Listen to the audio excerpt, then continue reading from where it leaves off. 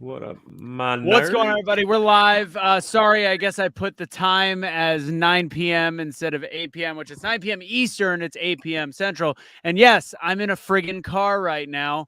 If anybody wants to know, I'm introducing myself on this episode as Anthony Russo, not just from Be the Change, but also known as Simp Save a Ho.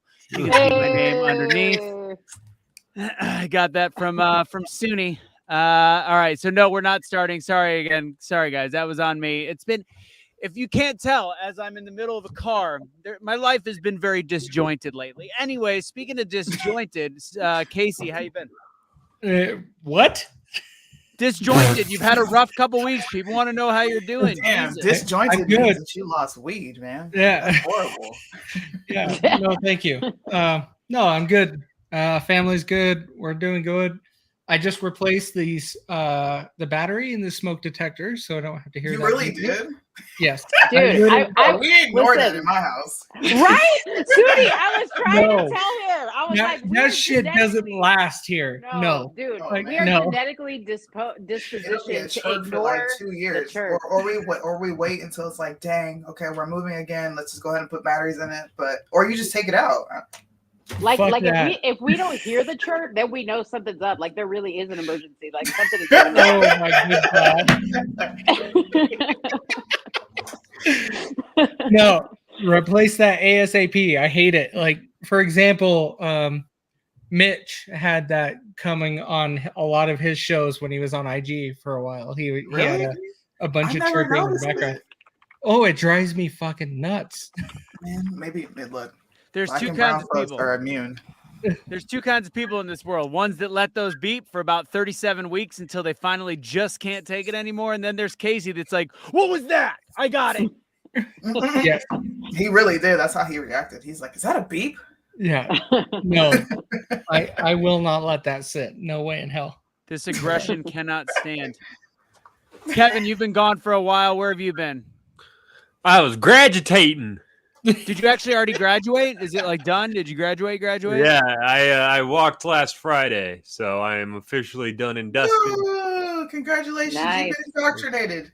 Yes, I Another- somehow made it through. I got, although those conservatives did get to me a little bit. Our Yeah. official liberal on the panel. I have the college degrees. I have 3 degrees. At this point, I am the liberal. So let's Wow. like I am the college Another educated white liberal. guy with a degree. Shocking. I Oh, know. God. Look, I'm 3 times the soy boy of the other ones. I promise you that. Jeez. Congratulations on no, seriously, congratulations. Appreciate y'all. Yeah. I'm So sure it's I've tough been- going to school in this atmosphere. Oh my God! Liberals. It was wonderful. It was so great. I was treated with such respect and dignity. I was never called like, racial slurs or a monster or any of that kind of stuff. It was great. Liberals are the nicest people you'll ever meet, Aren't they? especially what's- college you know age what's- liberals. What's crazy though is well, now you're going to be going back to law school, aren't you? So you're really going to be hitting that same Oh, bird. man. I have a year. I'm doing the lobbying thing first, and then I'm gonna go to law school. So some people don't know this because you didn't talk about it much, but you had to take a semester off because of the vaccine. Yeah. I should have graduated back in December, but I took that semester off because they were going hardcore. They were going hardcore on the mandates. They would require masks, everything. I said, you know what? I'm gonna see if they're still gonna do it in the spring semester, and I won. Wow. Motherfuckers. How Unlike many? us- My donger. Russo, Okay. you are like heavily censored on YouTube. Usually I can pull up Be the Change right away, No. and I can't find it at all now. No, Yeah. that's because that asshole King Hollis got me a copyright strike for content that he even credited to me in the same post. By the way, I figured out why he hates me so much now. He's been posting a lot of Louis Farrakhan stuff, so he's just all around piece of shit. Oh, so he's like He's like black nationalist. So Let's he's go. super pro-black. Yeah. Super But pro-black. Okay. he's super pro-black without even really knowing anymore why he's super pro-black. He's just an ignorant son of a bitch. He's a black supremacist. Yo, he said ignorant. Oh, he's- give me 5. I At can't this reach you, point, but- he is like I just like because I finally fought it, and even YouTube, I have a screenshot of his page that credits me in the exact same video. It credits me, and they're like, yeah, that's just not quite enough evidence for us. I'm like, you're fucking with me right now, right? Like this, Wow. I'm like, are we like, I don't get what's going on. So anyways, that's why we're so censored on YouTube. We already know why we're censored on Facebook. So if you guys could do us a favor, please hit the like, hit the share button. YouTube actually, apparently the algorithm helps when you hit share. One more thing, Kevin. So before we get into today's topics, so how many students do you think survived without getting the jiggity jab like you did? He said 5. Did he freeze? Either that or he's in shock. What? It's an interesting Wow. pose. That's almost as good of a freeze frame as this. Yo! I cannot believe you just did that to me. I did it real quick. I did it real quick. Wow. Hey, it's whatever. Pull it back up. It's all right. So no more Yeah. entrance video. Of course we got an entrance video, but before we get there, you know what? Screw it. Let's just do an entrance video. Let's kick the tires, light the fires. Nope, not gonna do that. That was a tease. There it is. Oh.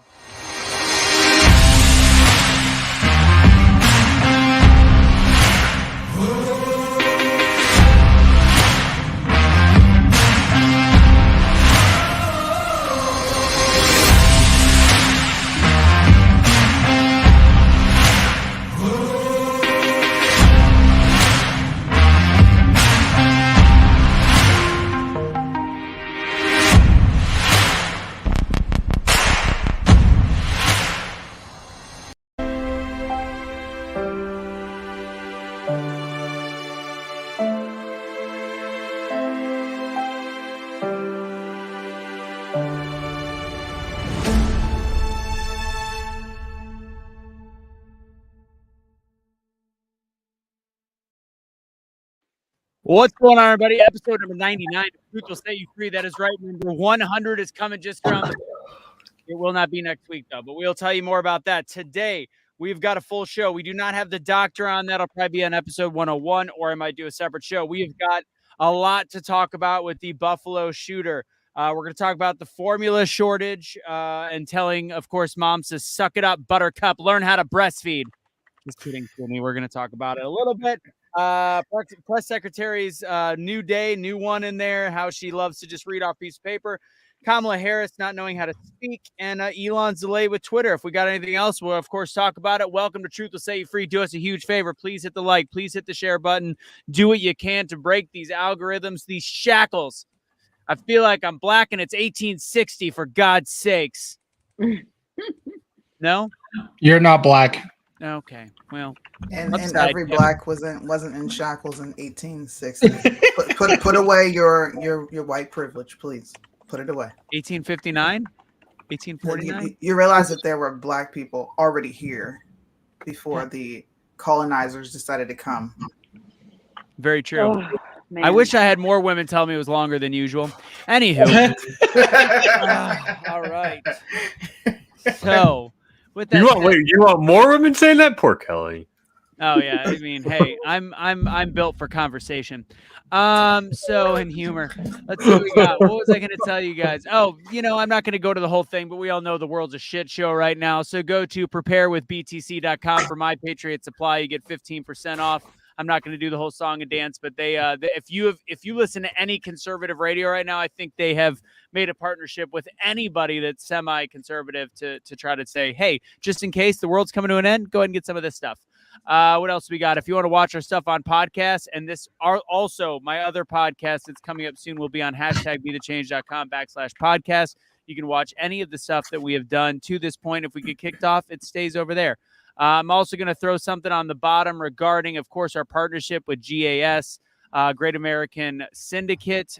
So you just go right there on that link going across the bottom. And I'm not done just yet. Last but not least, as you guys probably got the email, Blunt Force Discussion with Anthony Russo kicks off on June 15th is my first date. It will not be a live show. It will be an actual filmed podcast.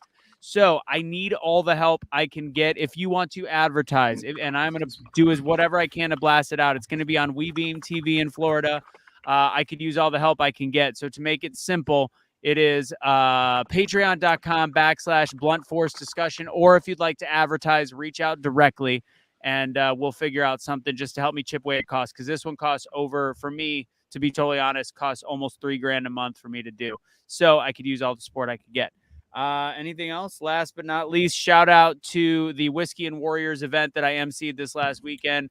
Learned a lot about, it was all Gold Star families and Gold Star wives and all the different shit that veterans are going through right now. And I got to MC that. I volunteered my time. I got to be a part of it. And it's amazing the shit that's happening to our military right now. So we'll talk about that when we kind of go over the formula shortage and talk about our military and all that. So with that said, sorry, that was a mouthful. Please share this episode out there. Let's get the party started. Mo, I didn't really say anything. Mo and Suni, you got any news going on in your life? What's going on? No, I don't have any boring over news. here. No, I'm just happy that the Johnny Depp trial is back on, and I'm waiting for you guys to dedicate a segment to it so I can go off. Let me know so that I can sit that show out. We will talk about the WHO, actually. Well, you know what? I'm going to add that because that's kind of a big deal, obviously. What happened? I didn't hear anything. Well, I'll wait till we what talk happened? about it. I'll wait till we talk. Well, I'll give you the preview. Biden is essentially leading the forefront of the world, saying that we need to give all of our medical control over to the WHO, and they have a meeting. God. They have a meeting at the end of May right now. What? Wow. Yeah. This is now, Suni, you love to talk about distractions. Everything that's going on right now, to me, this is what it's distracting. I would agree. I didn't even hear anything about that. I would agree. Yeah. So, all right, let's the big topic obviously is the Buffalo shooter. Suni, you've done a lot of talk on it. I've mentioned it on a couple of my lives. Go ahead and start, because we have very similar takes, but also some different nuances. What is your thought process on the Buffalo shooter? I mean, it's going to be short and concise. I think that we should just be able to call a spade when it's a spade. You know, I've seen a lot of conservatives feeling the need to go out of their way and defend conservatism, and it was kind of just like, he didn't like blacks. He didn't like Jews. He was very vocal about what he was going to be doing that day and how he was going to do it. He said, I'm going to shoot all blacks on the street, in the store, wherever they are. And I know I sent you guys some footage where he literally apologizes to the security guard that he had to shoot. That's white. And he passed him by. He didn't shoot him again. So for me, it was kind of just cut and dry. And what I did was I went back and watched the subway shooter. And I looked at more of his content is on, I think it's BitU. More of his content is up there. So I went through and I reviewed it again. And I looked at some of his writing and I'm like, okay, Russo had a point. This guy's a black supremacist. So if I can come back and correct myself and say, this guy was indeed a black supremacist and he did hate white people, I feel we should be able to do that across the board. But we seem to have a different set of, I guess, energy to this shooting, specifically because whites feel like they're going to be demonized. But I'm just like, well, no, he doesn't represent the majority of white people in America. So who cares? No, he doesn't. Who cares? And for being honest, he embodied every single political ideology on the planet. Like there was not one specific thing that he believed in. Right. No, he had a well-formulated reason why he hated everyone. And I agree with you. He is 100% a white supremacist. There is no doubt about that. He is a ethnic purist. He is a white supremacist. He is pure evil. And yes, we should be able to call that out. The issue that I had, and I think you might have said the same thing, is this is not to blame on Tucker Carlson or Republicans. Like, that's such a silly argument. Like we talked about Louis Farrakhan, before, and honestly, Louis Farrakhan, I think, is a piece of shit, but he's not going to tell people to go shoot something up. That's not on him. Right. I think he preaches a rhetoric that's a little bit hateful. I do think that if there is something to blame, and again, Suni, this group, and I'm not gonna blame it. I don't want to say blame somebody that I think the Groyper movement is something that is leading towards this kind of behavior. Yeah. So his manifesto, because I read it today at work, for work, his manifesto could have been written by the Groypers I know. Absolutely. They could have written this. I in fact talked to my boss. I was like, this guy we know mutually. I was like, dude, he could have written this. Yeah. Like, minus all the killing, minus all the advocating for the actual murder, because he doesn't Right. go that far. But like, it was like watching a Nick Fuentes live stream. It's solely the Yeah. replacement theory that he just really harped on. Yeah, He just well, harped it's on not just the replacement theory. The how they talk about Jewish people, how they how they describe it to the extent that they go to. Remember, it's all surface level. So they say that like, because like he's pointing out stuff about race and stuff. I'm like, nutrition actually has a tangible effect.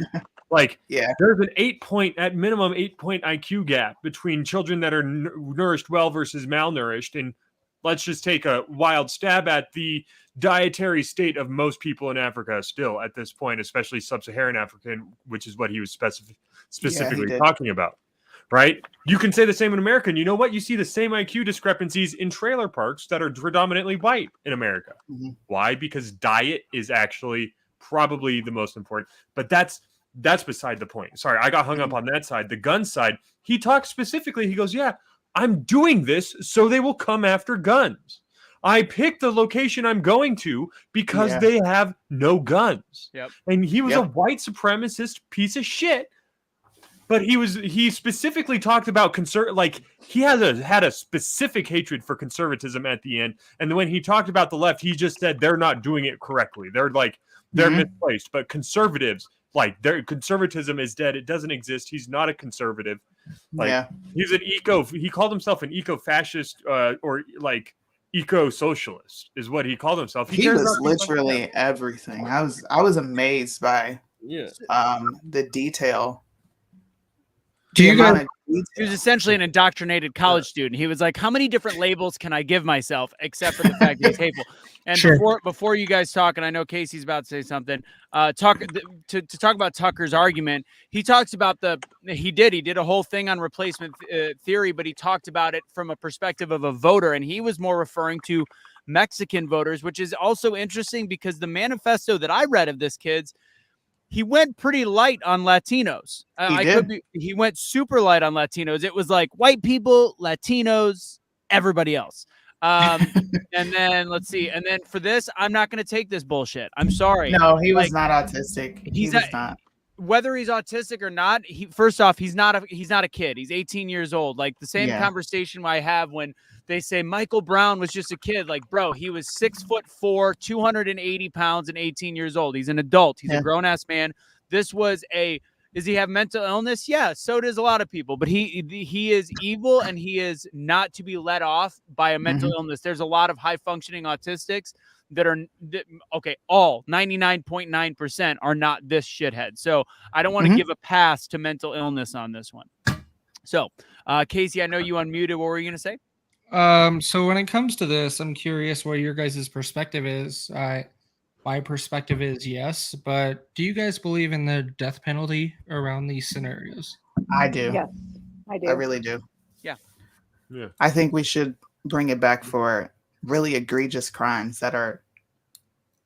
I advocate for it, and I know it sounds hypocritical because people like to bring up the abortion thing. Well, then you should be okay with abortion. Not the same thing. It's not the but same. I agree with you. I think when people do things like this, like extremely heinous crimes, there is no such thing as you being reformed. It's time for you to go. Well, my big thing with it is if there is conclusive evidence showing that you are intentionally killing people, no ifs, ands, or buts, you're gone. That's where I stand with it. And the video that you shared in our team chat, there's enough evidence that you're gone. Sorry. Yeah. So I agree. I also, because somebody mentioned it, like why they're doing it, it's because racism is the card they're playing. Right? Like they need their goal through the shift in the definition of racism as a series of power structures, everything like that. Their goal with racism, which is to make it the single worst accusation you can make for somebody. They want racism to be the greatest evil. Therefore, it doesn't matter what their platform is and how bad inflation is getting. If you vote for the other side, you're voting for pure evil. It doesn't matter what their policies are. And that's their whole goal with all of this, is to pin racism so exclusively on the right that they can have the worst inflation ever. But voting for the right is voting for evil. What I will say is I find it interesting how much we ignored the other shootings this weekend. And this is where I have problems. And again, I to those that can't call it a white supremacist shooting, to me, I think they're missing a big element. Everything about this is white supremacy. Could this have been a psyop? Could this have been CIA? I'm not going to get into shit that I can't prove. What I will say is, based on everything you see of this was a shithead. This was a white supremacist. I didn't see the end on how he got arrested without being killed. I don't know. But again, I've said every time with mass shooters, they do everything they can in this situation to not kill the person because they want to know if this is part of something bigger, a greater terror cell, etc. Now, with that said, and the other shootings this week have only been presented by the right-wing media, which there was a Taiwanese church shot up in Los Angeles, another gun-free zone, and then Laguna Milwaukee. Say that again, Suni? It was in Laguna Woods. Laguna Woods, yeah. And Orange then County. in Milwaukee, a street that that is the exact area of that shooting is where I used to party in college every weekend. Water Street bars, plain and simple, which now they call like Milwaukee Bucktown or whatever the hell. 17 people were shot. Again, not a targeted shooting. It was just either gang violence or just a fight broke out and people started pulling their guns. But this is a mass shooting. So the last thing I'll say is when I got in an argument with somebody because they said 95, it was on That's Not Right Politics, of course. 95% of mass shootings are white people. I'm like, yeah, that's factually incorrect. That's so drastically factually incorrect. They then moved the goalposts after about 72 posts to saying any mass shootings that were racially motivated were white on black. I was like, okay, you're talking about a fraction of a fraction of a fraction of the shootings that happened. Yes. So and again, as tragic as 10 people are dying, this is still a fraction of what's happened in the last month across the country due to gang violence in the black community.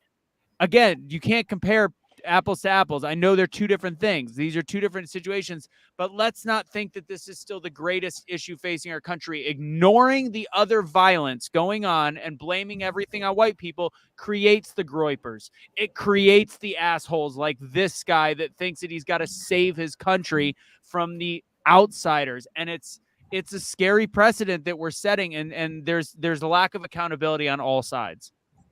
Yeah. I mean, I disagree. I think I think in all these discussions that I've heard, nobody's really wanting to talk about what really needs to be talked about, which is what creates this type of person. I was like sitting there thinking to myself, do I fear that person in downtown Chicago that just grew up in a bad neighborhood and is walking around with a weapon and maybe shoot somebody because of drugs? Or do I fear this person, and not just him, but, I was researching all the people he named in his manifesto who wrote very similar templates of manifestos. So it seems as though there's somebody who created this template of manifestos for these people to kind of fill in the blanks, where they feel it necessary to detail all this information and go into such depths with it. And they're so radicalized so quickly. I mean, this kid was only 18 years old. You know what I mean? So he had to have been radicalized like in a few years, whatever that was. And in there, he actually states, I learned everything from social media. Yeah. He said it. He said it right there. And that's the thing. Christchurch. Right. Reddit And that's the thing that we don't want to talk about, because it would be inconvenient for us if they put some type of restrictions around social media and what can be, what can be accessed. I just feel like it has been to our detriment ever since the internet came along, and so much information is at our fingertips, and there's nobody watching these kids, and they're just grabbing at whatever they can. It's really, really sad. The thing is, freedom has a price, and this is the cost of liberty, because the mass shootings that result from the possession of freedom is a lot less deadly than a government that is entirely going up against an unarmed populace. Like the 70 million that were killed in a short span in China, the 9 million killed in the Holodomor, the 6 million killed in the gas chambers. Like that puts any mass shooting to shame, because a disarmed population is even worse. And that's the thing, is if there's no places he can pick specifically because they don't have guns, who's he's going to shoot? There's a reason why the Wild West saw 1 murder per 100,000, and Chicago seeing like 20 a week. Right. Mhm. No, it makes sense. Yeah, and the biggest thing we need to focus on is limited government, right? Yep. We don't want any more government regulation. More government regulation creates more problems. And he was And- inspired by the Christchurch guy. Sorry, I didn't mean to.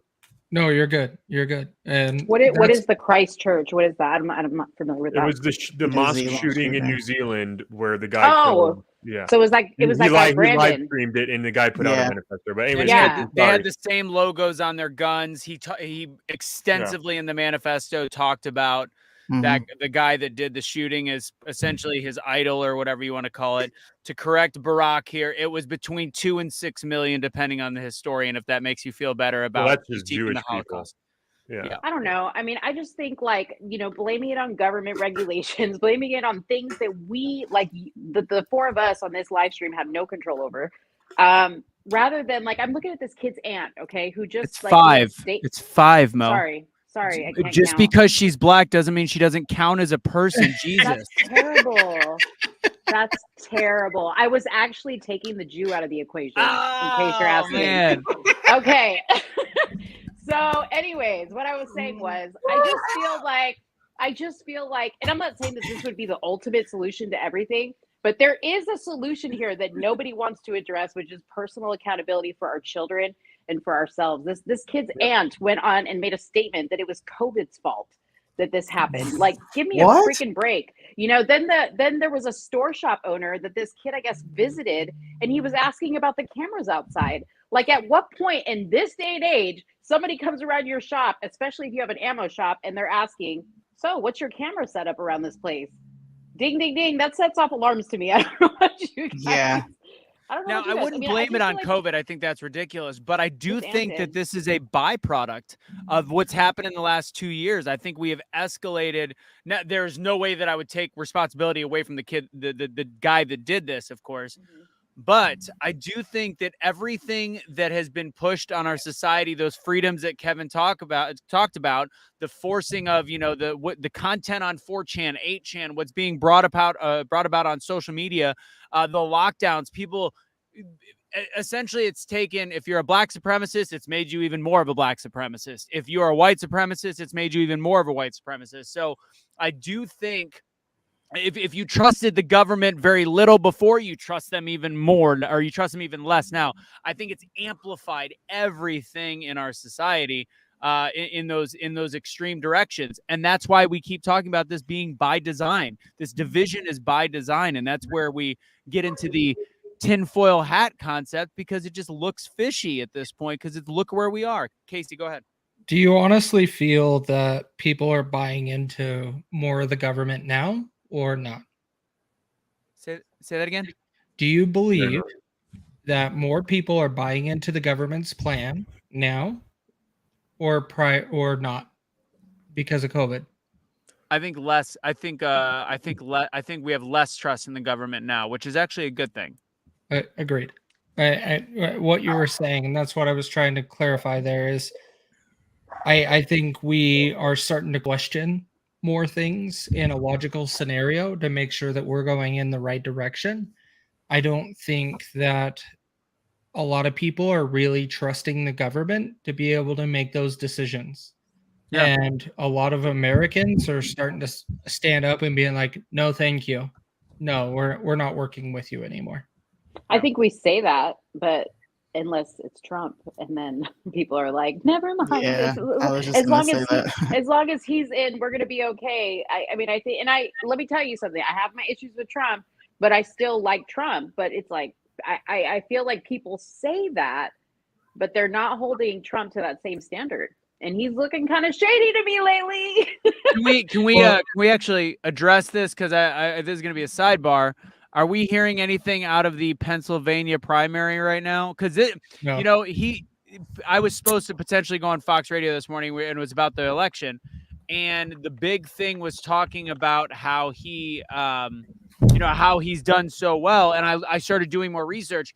He has literally picked the people that have said his name and were already polling really good and raised the most amount of money. No wonder he's doing so good. He picked the front runners. So the biggest issue I saw was actually in Pennsylvania because the woman, and I'm drawing a blank on her name, Kathy Barnett. Barnett, yeah. Yeah. She is legit. Like I've looked at her and she has done this fully grassroots. She was there on January 6th. She stood behind Trump and she has done everything without any funding. And she is actually in the race against. Now, if you want to get into flip-flopping, Dr. Oz is the ultimate flip-flopper. He has changed his tune 1,000,000%. And then the other guy's just it seems like a piece of shit. So why he's not the only reason I could see that he's not backing a person of color, female, that has had his back is because she has no funding, and that to me is that's way underneath his love for the vaccine. But to me, that's some bullshit right there, and that's showing why he's only picking front runners, and I don't like that at all. So Dave McCormick is 9% right now. Kathy Barnett is down by 9%. Dr. Oz is down by 2%. He's in second place. So who's in first right now? Dave McCormick. Oh, he's up by 9. So ultimately, though, they'll Of course, have the WEF show. Yeah. What's the yeah, that's right. What's the law in Pennsylvania for a runoff? Is it just it has to be under 49%? I think so, yes. So there'll probably be a runoff, which is good. Yeah, Dr. Oz is not a person that people should be voting for, period. They're not. I don't know if you guys saw, like, I had a massive influx of people like lose their mind in my comment section on Instagram because I called Trump out for endorsing Dr. Oz. And it was actually pretty mind-blowing with people being like, I've watched him for 13 years and you're spreading misinformation. I was like, you need to go get your fucking mind right. No. What are you talking about? You've watched the Dr. Oz show. Did you watch him on the Breakfast Club? Because that's all I need to know. The biggest thing is so when anybody question, like, they're like, Dr. Oz is a great guy, and it's like, oh, okay, so what did he do about pushing all of the what were they called? With the raspberry ketones, ketones. What did he do with that? And how did he get sued? And how did he have to go through all of that? Like, yeah, he was lying. He got caught in lies. So, guys, you can't trust him.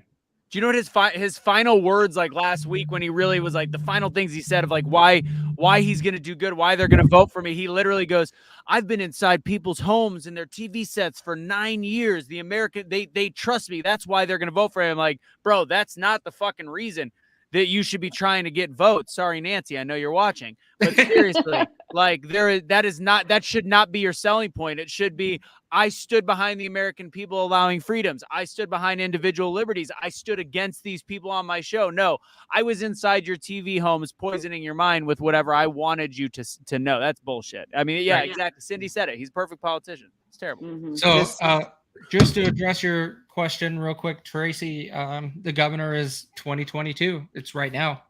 Like, this is the election to decide the Pennsylvania governor.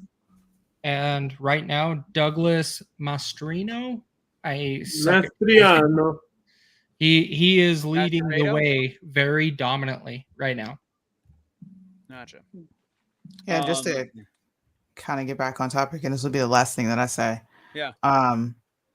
What's really disappointing about this Buffalo shooter is the lack of coverage on right-wing conservative media. Like, I've read every single article, and in every single one they say alleged racially motivated. Like, it what it does is it gives credence to the other side to say, look, when this happens to Black people, they don't want to admit it.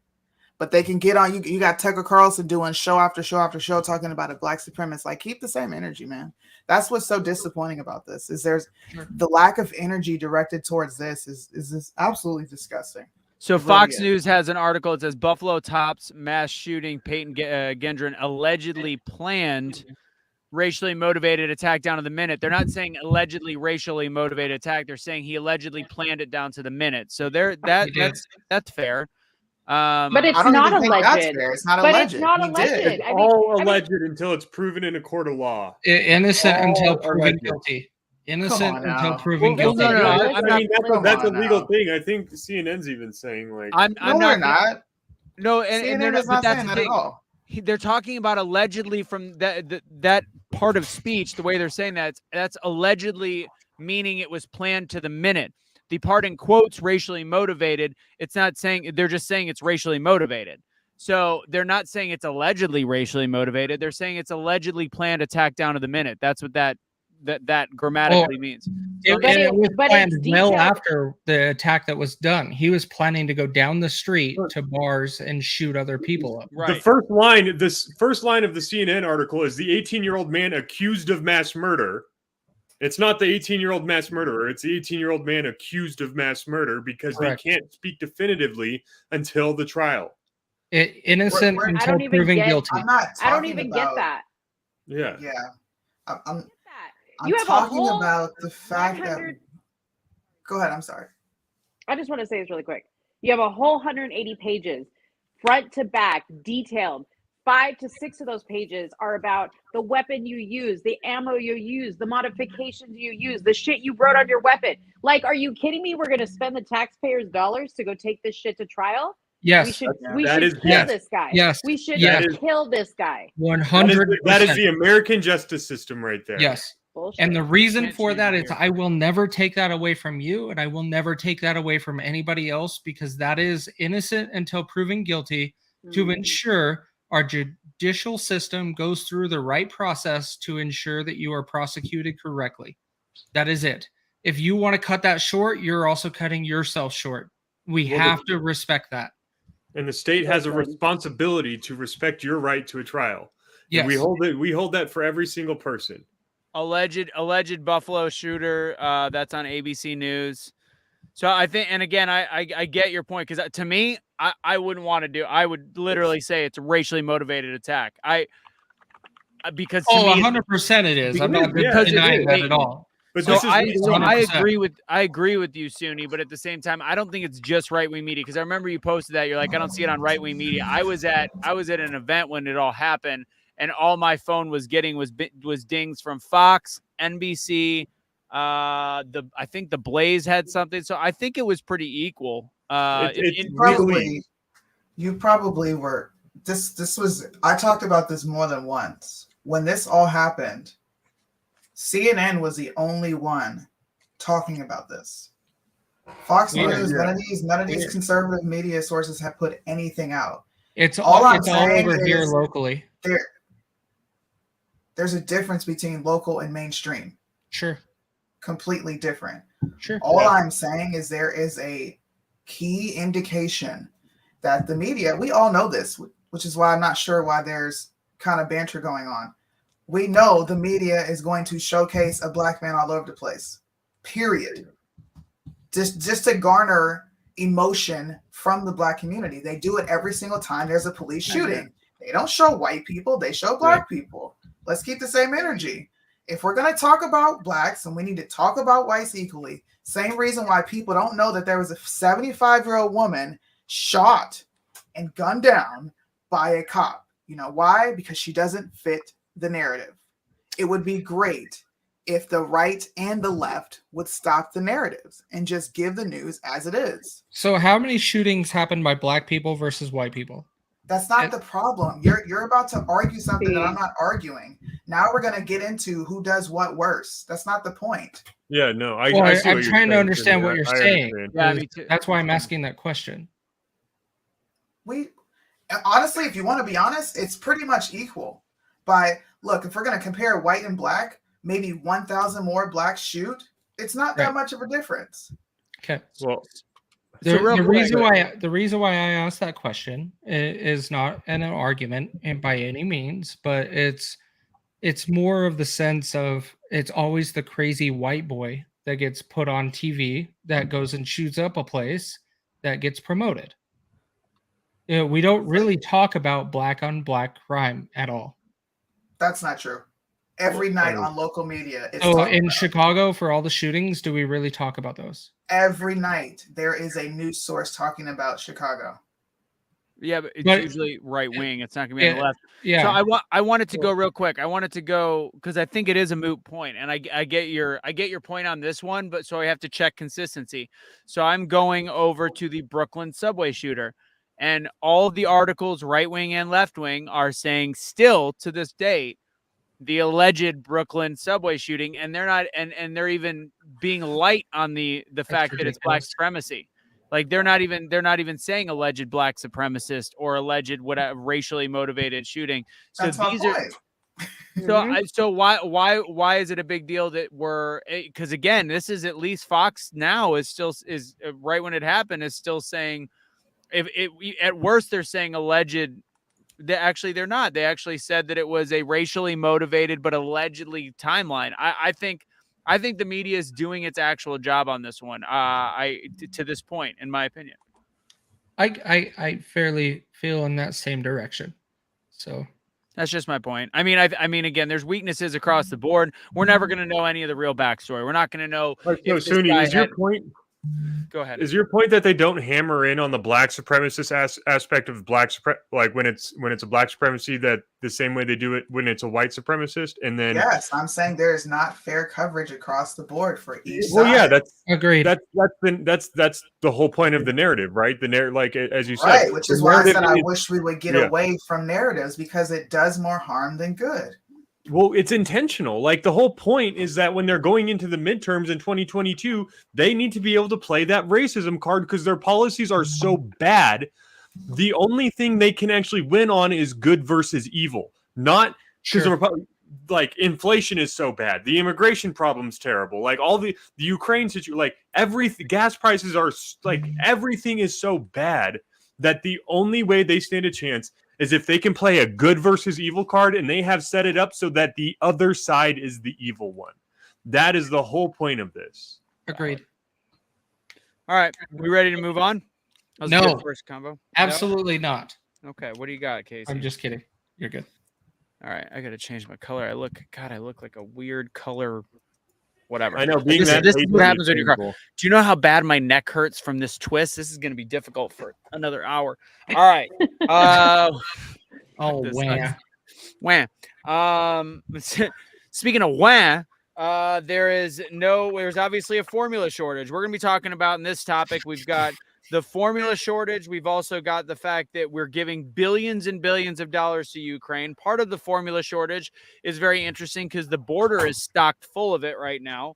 Yep. Meanwhile, also in our military, as we're giving away all this funding and javelins and artillery, we're actually short now in the United States of America, even further weakening our own resources. So, Kevin, I know that you like to talk about international stuff. You're a veteran yourself. What's your thoughts on anything from Ukraine to baby formula to whatever? I seem to remember when Elon Musk offered to buy Twitter. I was told by the left that it would cost $6 million or $6 billion to solve world hunger or homelessness or whatever. Why is nobody questioning the fact that Joe Biden is now shoving $40 billion to the same country that was basically bribing his family, all this other crap that's going on, and not ending world hunger? Like, we have shorted ourselves, but we could give them 10,000 tanks. 10,000. Nancy said bullshit. Yeah. Well, yeah. Sorry, go ahead. Yeah, Wow. no, I mean, there's a job market out there, but like the problem comes in is that like they're either going to say that we're like running short on stuff. We're never running short. They can trust me. We were using more of these when we were bombing the crap out of Afghanistan and Iraq, and now he's also moving us back into Somalia. So like we're getting more involved in Somalia once again. So there's obviously no shortage of military anything. It's just all one big freaking lie, and he's accepting more bribes from the Ukrainian government. I wonder how much money the Biden family is going to get as a kickback from the Zelensky administration. The big guy. So real quick, because again, I did the veterans event this last week, and I was talking to Ryan Weaver. He's a musician and former Black Hawk pilot, and we were talking about how the people he served with, whether it was burn pits or whatever, they're dealing has an 85% of the people from this era that he served with it has IBS issues, and they're trying to go to the hospital. The woman that was in charge of the Whiskey and Warriors event, her husband died of a brain cancer that should and would be attributed to a TBI. They're not covering the actual veterans benefits. And we talked about how big of a slap in the face it is for veterans to know that $40 billion is going to a country that technically it's already looking like it's just going to be this back and forth war. And we're leaving our soldiers out to dry that are having massive health problems, and we're fighting them tooth and nail. And from day one, my dad was considered a veteran. He never saw any wartime. He never saw the battlefield. He was stationed in Paris, France during Vietnam. But I started getting into the VA benefits. The VA system is set up for people to not be able to get their benefits. If you don't know how it works, you automatically fill out a piece of paper. You could fill it out perfect. It's going to get rejected. You actually have to go through multiple tries of doing things the exact same way to get things. Because why? We have made promises that we cannot keep. Yet we're spending $40 billion here and there and adding money to places like Ukraine, when really this should be going to American soldiers that are hurting, because we don't have, if every American soldier got what was promised by our country, we would be bankrupt. If you didn't know that, if you don't know, now you know. We cannot keep the promises to our soldiers, which is why it's even more ridiculous the way that we've kind of stepped on them and step on veterans' families, step on families that are serving currently like Sunnis. And it's just absolutely insane that we go through this and we're still spending money to these stupid countries that need to be able to deal with things on their own. By the way, let's not pay attention to the fact that Sweden and Finland said they would never join NATO, and here we are. So, anyways, what are you doing, Casey? Kevin freaking called it. That's all I'm going to say. Yeah, he did. When Kevin said this is all about getting Finland and Sweden into NATO, that's all this is. That 100%, that was the whole agenda. As soon as he said that, it makes way too much sense. Yep, and there they are. And here we are. Both of them just joined NATO. You're going to see everything collapse and just give up. Because if you look at Russia and all of their Victory Day and all of that stuff that they didn't even send 10% of their military to the Ukraine. They sent nothing. If they really wanted to take out Ukraine, they would have wiped out Ukraine. This was all a plan just to get Finland and Sweden part of NATO. That was the whole agenda. Agreed. That's crazy. I was just looking at the fact sheet on what the money includes, and I cannot believe what is all in here. And then I read somewhere else that somebody said that amount of money would give each homeless person in the United States $72,000. Like, yeah, that's crazy. That is crazy. Lot of money. And we just gave $1 billion to them, last month or something like that? Like 13. we just recently, something like that. Yeah, like that's crazy. Where is the checks and balances? Not to mention the money that Trump gave to them. What are they doing with all this money? The checks and balances went out the window with the Republican and Democratic Party. Like, they're all the same thing. So, of course, let's circle. I mean, we talk about the military. We talk about the fact that we're still, and I will say I have one big win. My friend that I talked about a couple months ago that was wanting to join the Foreign Legion to fight for Ukraine, that I convinced otherwise. I was like, bro, this is a globalist bullshit play. He finally texted me the other day. He goes, I think this is a globalist ploy for bullshit. I was like, thank you.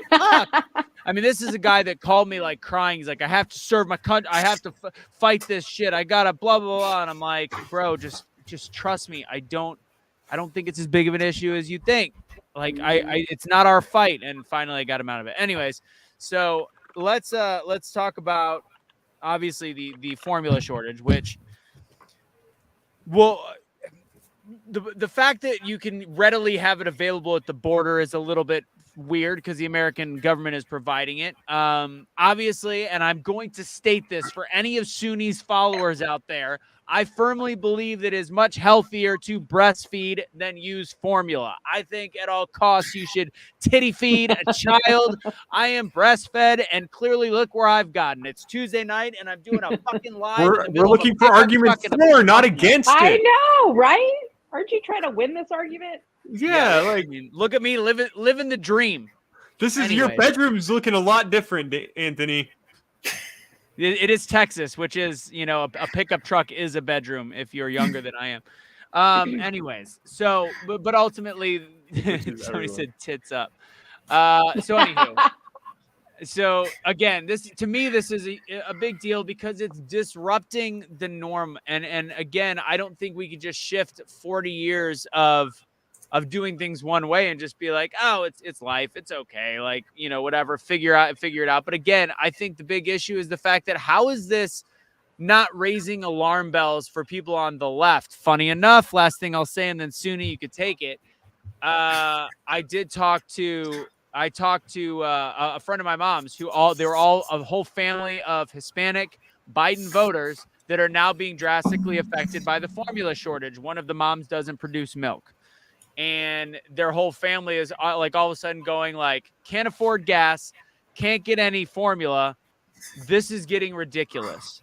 And there are alternatives that aren't shared enough. The government, instead of being like, it'll be okay, the government, or the best was Saki last week, talk to your pediatrician. And no, the pediatrician is going to be like, you need formula. But there is alternatives that you can do that are healthy. But of course, the federal government's not going to do that. And by the way, I think formula, for the most part, is absolute garbage, what we're putting into our kids' bodies. But that's a different story. Suni, what's your take on this? I'm dying to know. Let's not front. You know what it is, because I walked in on a live and it was hot. Okay, on Facebook, if y'all were on there, Suni, I don't know if you saved it. It was a hot live.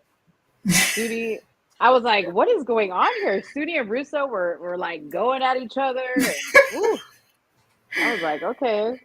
Hey, look. So what was it about? I'm going to say this as nice as possible because apparently I can't be blunt with grown-ass people and they need to be coddled. You can be blunt. There is a such thing as reverting back to things that worked before formula was here. So instead of screaming at the sky, declaring your despair, why don't you use what's called Google or DuckDuckGo, or maybe reach out to the older generation that understood what it was like to actually put in hard work and get some help. Or people can stop being lazy, and yes, I said it, and understand that it does take a lot of dedication and prioritizing to breastfeed your child. It's not rocket science. And people will say, well, everyone who can't. Well, if the people who can't, make sure you have an alternative. It's pretty simple. If we all lost cars, what would we do? We would probably revert back to walking or create something else that helps us get to and fro. You're not going to go to the gas station and cry at the pump about no gas being there. This is how the government keeps us stuck because they realize how dependent we are on them. We're dependent on convenience. So to provide a productive end to this conversation, what can women do? It's ending. Use it. If you don't use it, you lose it. Solutions. No. There's some people. What are the solutions? You said talk to somebody that knows. So as somebody that knows, what can somebody do? You brought up tons of points earlier. So instead of stop complaining, what can people do? Like create their own. You can look up recipes for actual formula that worked for generations before us. I posted a recipe. You can actually self-express to bring your supply back. You can do what Mo did and look up Google, and go on Amazon and type in colostrum, which is the first thing you produce before your milk comes in, and that can help you as well. There are alternatives, but I don't need to baby feed grown-ass adults. If we don't do that with everyday life, I'm not going to start here. I actually used to buy colostrum on Amazon because I used to put it in my smoothies. So they do make it in powder form, and that is part of some of the ingredients online for some of the homemade formulas that you see out there. But I will say this, I think that we have gotten incredibly comfortable with convenience. And, I'm a mom, Suni's a mom, and I see moms nowadays, like with their children. And I notice a lot of moms don't like to let their kids cry anymore. So I know how frustrating it is when you have a baby that is hungry and you're not producing enough milk and you're frustrated and your hormones are going and you think, oh my gosh, my baby is starving. There's a couple things there, okay? For sure, if you go to a doctor, he's in the business of diagnosing you with something. So he's not going to tell you, go home and have your husband suck on your nipples and stimulate the milk. Go home and play with your nipples to stimulate the milk. Keep putting the baby up to your breast. Y'all are so... What husband doesn't want to suck on some titty? Listen. If you don't use it, you lose it, right? Thank you, Kate. And so that is the whole story. And that is one of the things with Emily. Before I go? You have a baby, before the baby comes out of your vagina, ladies, start, playing, not playing. I don't want to say playing, but stimulating your nipples. Okay. So you guys are so immature. I can't have a freaking conversation. Okay, I'll stop. So just listen, there's things that you can do prior to having the baby that will stimulate your milk production, okay? And you should be doing those things. I just can't with you guys. I'm fucking done. Hold on. Actually, before you go, so I have a question because I just thought of this. So right now there's information. So say people bought the Kool-Aid and they got the jab, they got the vaccine, and now they're seeing all this research about how the fact that the breast milk could be dangerous, and they don't want to feed their child, and they've made the decision that they don't want to give them the potential dangerous breast milk. And this is a new development for those that are just starting to pay attention. It was common sense to, I believe, us, but it's that. Why is Mo laughing so much about titty jokes? Nancy is frisky tonight. Put a nipple ring in. Holy nuggets. Anyways, okay, so back to that. Suni, so what about that case right now where they've been essentially told? So, of course, they have to create their own formula. I get that. But breastfeeding might not be an option for those right now that might be scared to pass something on to their kids. Formula, I don't really know what you're looking for me to There's say. no formula. If you don't feel comfortable, but you can make it at home. Like this is what I hear. There's no formula. What do I do? What I see, we're grasping at straws, right? Like we're just grasping at extreme scenarios. Thank you. I saw an example thrown in. What if the mom died in a car accident? It's like, guys, come on. But what is the percentage of that to happen? It's very, very rare. So yes, do you have to make a joke? You have to make a educated decision at that point. Thank you. Yes, but we cannot be living our life by those 1% or less decisions. We have to start making logical decisions and living by them. And when it comes to women are meant to produce milk. They are meant to produce for their children. That is what they do for their children. They produce. We cannot be changing that. If you have to supplement for formula, so be it. So be it. But it can't be the norm. That is not every day. The woman is what it's supposed to be coming from. And that is what we should be promoting. We're not doing that. We're telling women you're helpless. There's no formula. We're not saying, hey, there is an entire breast milk bank that you can go to.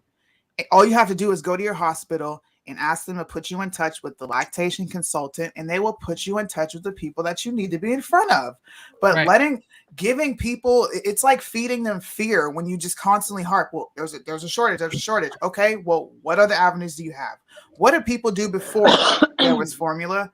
They made it happen because just like Casey said, women are built for motherhood. This is why we have boobs. They're not for pleasure. Okay, although you can use them for that. They're for feeding your child. Stop that. There's 3 people on this panel that will disagree with you. You know what? Hold on. I agree. I agree with you. Mo. Hold on. I totally agree with you. I'm so out of this. I get Mo is blushing because she's got titties on the brain. But Anthony, real quick. If I can breastfeed my damn dog, I have. Then you can breastfeed your damn child. Can you milk me, fucker? No, honest question. Hey, wait. If you can get milk from an almond, yes. So hold on. Ooh, I like that. So Both the D's got some milk too. Well, never mind. So here's the ultimate thing, because again, I agree with. I am a fully like organic eater. I believe in all these. Somebody's titties just grew wings. So anyways, but the thing is this: all of a sudden we're being complacent with this massive change in our country. And we're saying, yeah, suck it up. And I get it. Be like, to me, I have a different way of saying it. Instead of suck it up, I'd be like, this is bullshit. This is how you avoid it. This is how you fix it. This is, you get goat's milk. Look on the internet, yada, yada, yada. There's been people doing things for a long time. We have become pansies as individuals. So I think we have to share opportunities and ways to fix it. But at the same time, we're almost placating the fact that our government is not, and this is not the old days. There's like, I think I looked it up. 65% of women don't breastfeed anymore. And again, that's a whole different problem we could talk about. I agree. That's a problem because we're feeding them chemicals. We're feeding them bullshit, which is just leading to pharmaceutical love down the line. But in the upfront thing, when you look at this, we are all of a sudden being complacent with a government that is allowing people to run out of food for their child and just going like, well, there's other alternatives. And there is. Go ahead. The government is not responsible for feeding your child. It is when it's like no, they are not. They're not responsible if for they're in charge of supply chain issues. If we're advocating for smaller government, which I've heard you do on several lives, agreed. You don't get to move the goalposts and say, "Well, there's no formula, government. What are you going to do?" I don't think the government should be getting in the way. This is a supply chain issue. Even if they got in the way. That should never stifle human civilization. We should be resourceful as people and understand at any point in time they can snatch the rug from right under us. Prepare. This is a test for you. And if you don't ace this, you should never be you should never be dependent on the government. Period. End of story. This isn't dependent on the government. This is dependent on the supply chains we expect in our country. This is almost like, well, gas prices are going up. You're just going to have to deal with it. Yeah, and you better have money to be able to supplement if the government shits on you. Well, that's all well and good for those that have it already. But for those, yes, there's people in shitty situations. You're sounding like a globalist right now. I don't know what's going on. As soon as you abdicate it a little bit, people will abdicate it entirely. And the next thing you know, people expect it. People will start expecting the government to take care of their children and take care of their food. That's exactly the first problem. The first step is acknowledging that there's at least some instances where the government's responsibility is to take care of feeding your children, because then people will start saying it's always. Well, you know what? I no longer pay for my child's food at all. Responsibility to not fuck it up is what I'm saying. No, you should government fucks everything up. Anthony, you want a government that doesn't fuck things up? Yeah. The government will always fuck everything up. There will never be something the government doesn't fuck up. So if you're saying the government has a responsibility to do it, so long as they don't fuck it up, you're never going to get a good thing out of that. The government fucks everything it does up. I agree, but this is why it's still something to talk about. And I don't believe in shaming women that are afraid right now. I believe in actually having a conversation with them. Are we shaming them? No, we're telling them the truth. Not on the show. Pull your titty out and feed your This kid. has been a very productive conversation. Shaming came, which is why Suni and I argued earlier. You can call the truth shaming, which is typical for people who get their feelings hurt. Hold on. We had a conversation.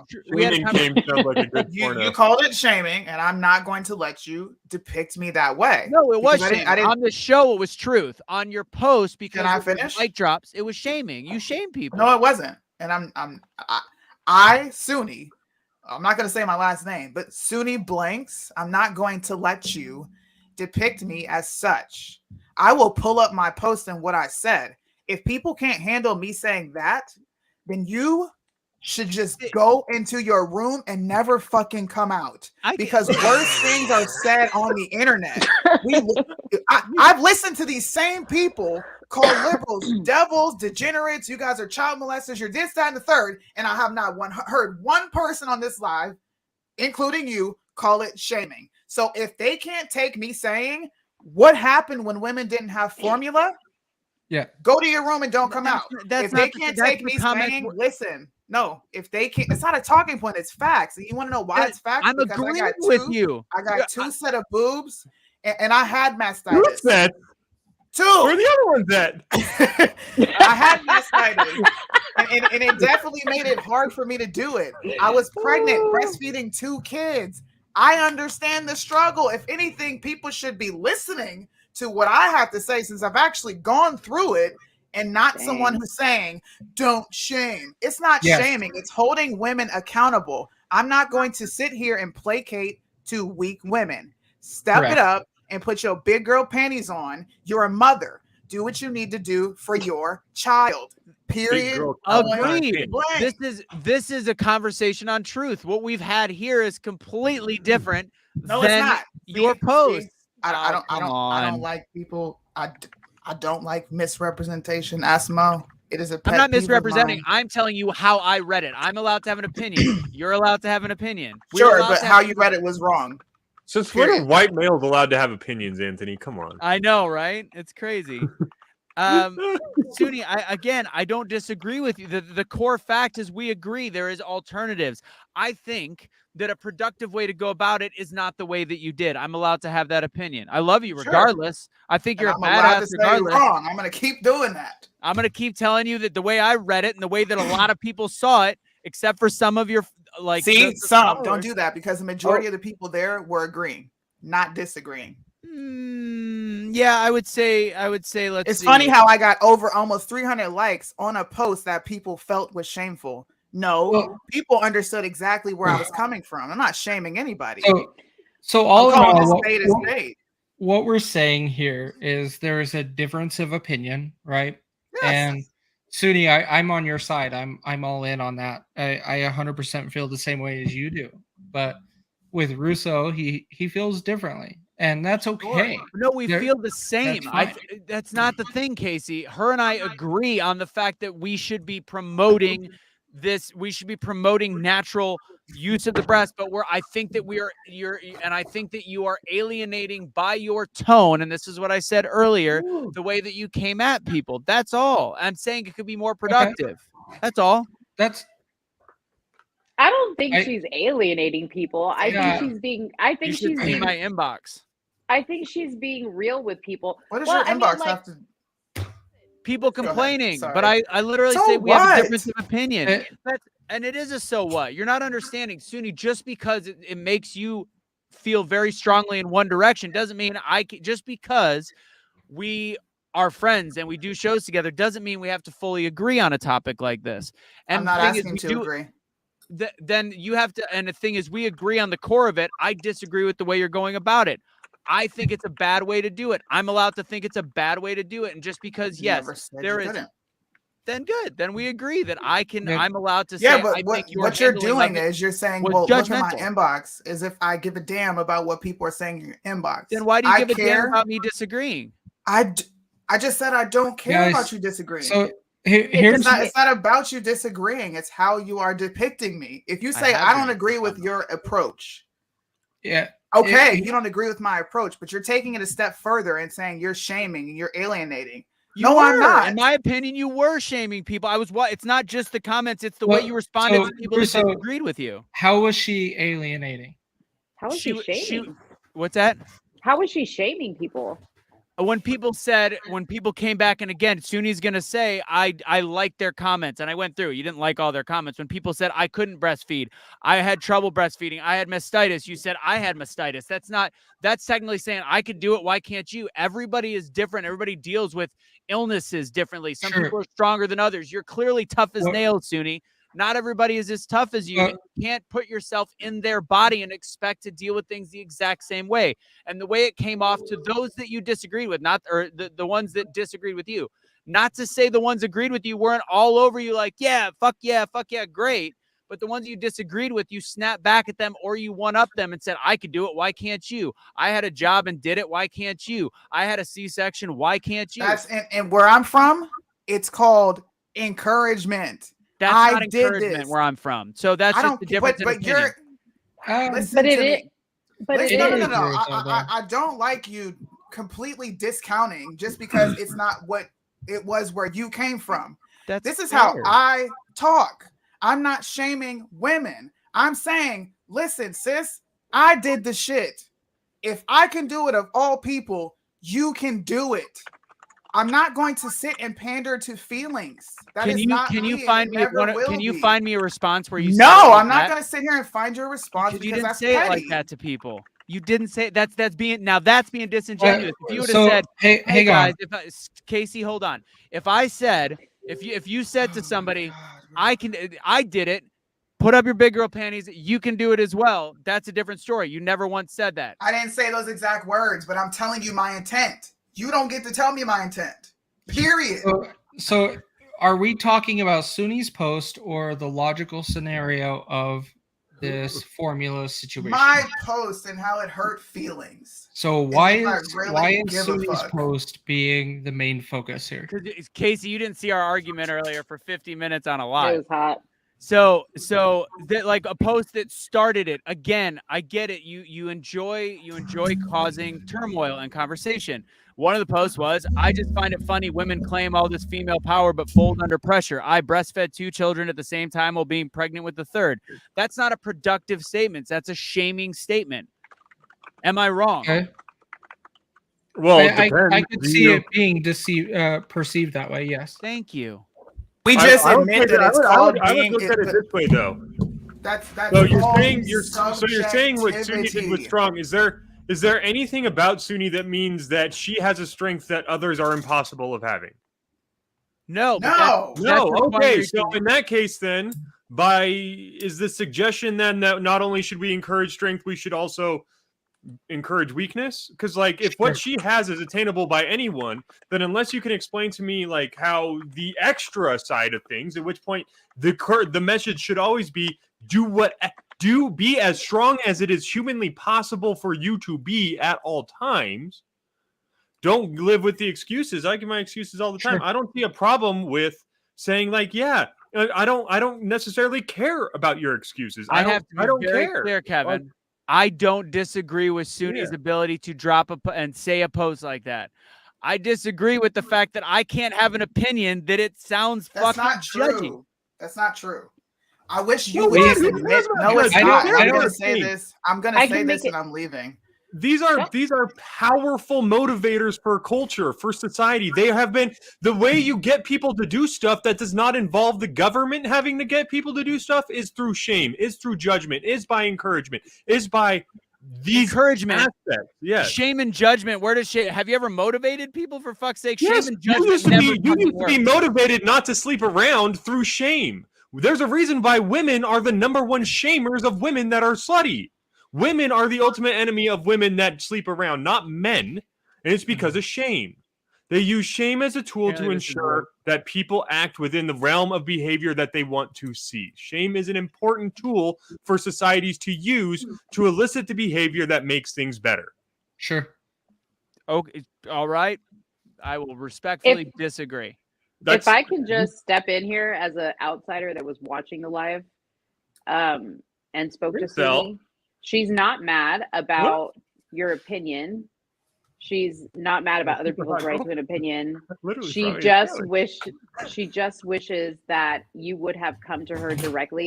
It's not about her not being able to take criticism or questioning. And this is from Suni. This is from Suni's perspective, because I don't feel this way. Because I'm like, you can bring the smoke to me in public or wherever. I don't give a shit. But in Suni's opinion, she feels like because y'all know each other, you should have said, "Hey, Suni on the side. You know, I totally disagree with you," and not have had the discussion on live. And I'll let Suni finish because I know she's got to get out of here. But the reason why it escalated is because I immediately commented on one person's post, which was Barb, and I said something simple on the lines of, you know, what I said. I agreed with Barb. I said you are totally allowed to have this opinion.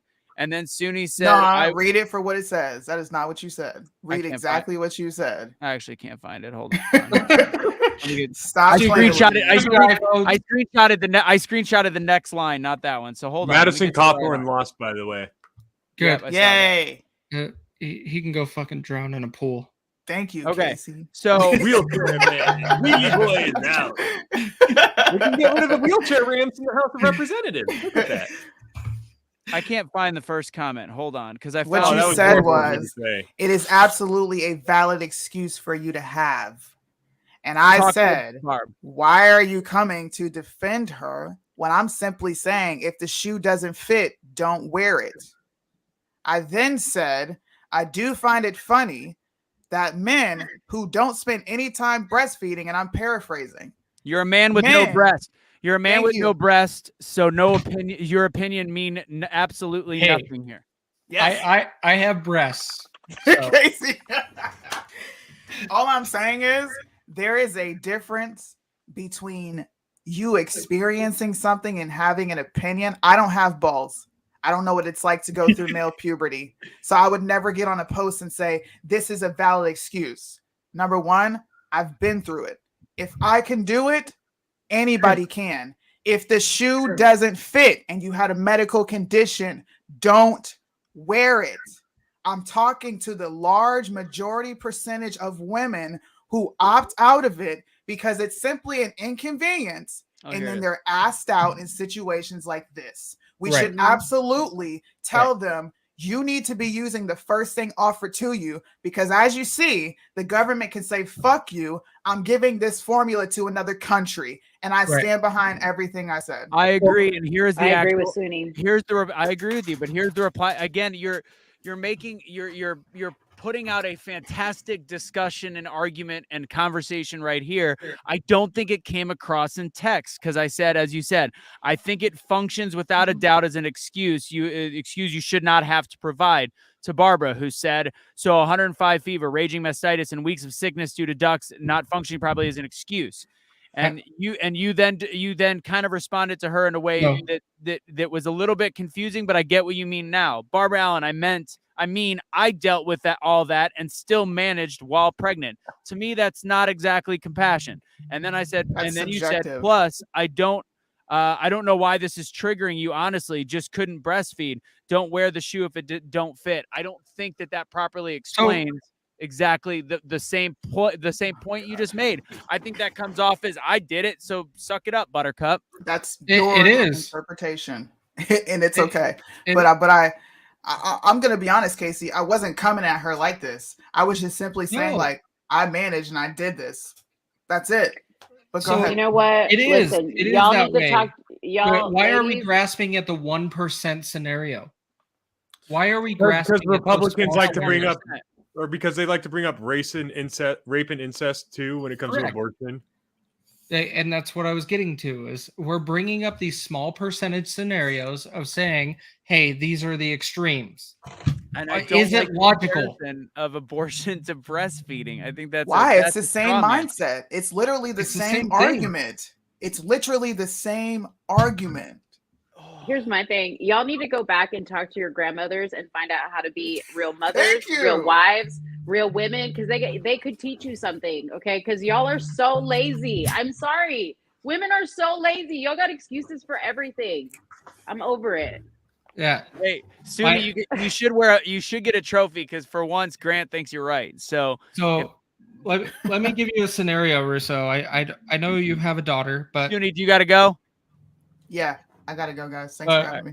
Yep. Later. Bye. Emily, when she was actually breastfeeding, Emily would go out to her car 2 or 3 times a day and pump just to put milk into a bottle 2 or 3 times a day while she was working, because she knew the importance of being able to keep things flowing to where she could actually store it and be able to feed kids. And she would do that regularly because of her work. And it's no women can do that. Now, sometimes is it rare that it is occasional that it cannot be done? Yes. Is that why formula is flying off the shelves and not able to get purchased? No, that is 100% not. The main issue is they need to be dedicated to the process for their kids, just like my wife has done. Yeah, she was pumping all kinds of milk, and she even gave milk to other people to be able to help them. I get it, and I agree with you. There's a lot of options, first off, to address this comment. I don't know how saying the government is fucking up and our supply chain sucks and that's causing issues and formula is turning left. I'm simply saying that we can't just be angry with women that are what would be deemed as lazy because they don't know any better. I think we educate them. We tell them about the fact that you can go buy milk at milk banks. If you really want to put the shitty chemicals into your child's body, go and shop from Canada. Do all the different alternatives that you can do. But fact is, I just don't believe that shaming anyone and talking shit is going to help anybody. I don't think that's productive. I don't disagree with you. That's why we have Be the Change, right? It's all the same stuff, right? Is just coming together, but we all have our own messaging. Right. We all have our own way of delivering things. And Suni does it a different way. You do it a different way. I do it a different way. Same with Kevin and Mo. I want to everybody's different then directly. So what about a mom that's had 2 kids that also is the sole provider for her family? Maybe the husband isn't in the house, or maybe the father, whatever. Yeah, and this is 2022. This is not an outlier. This is a more than a couple percentile a person. So either, you know what, let's even say that they're married, but fact is the woman works 40 hours a week. This is the predominance of American families. And they have some issues, or even if, you know what, take away, I'll make it even more of a higher percentage. They don't even have the issues with mastitis. They just have a schedule that makes it almost impossible. They just have a job. They have a job. They could be pumping, whatever, but it just does not fit into their work schedule. It makes it even harder. Now, they could go back to it, but say that it's been 6 months and they haven't been doing it because that's the way that it's been, and they've been programmed and accustomed to it, and that's the way that their life has been.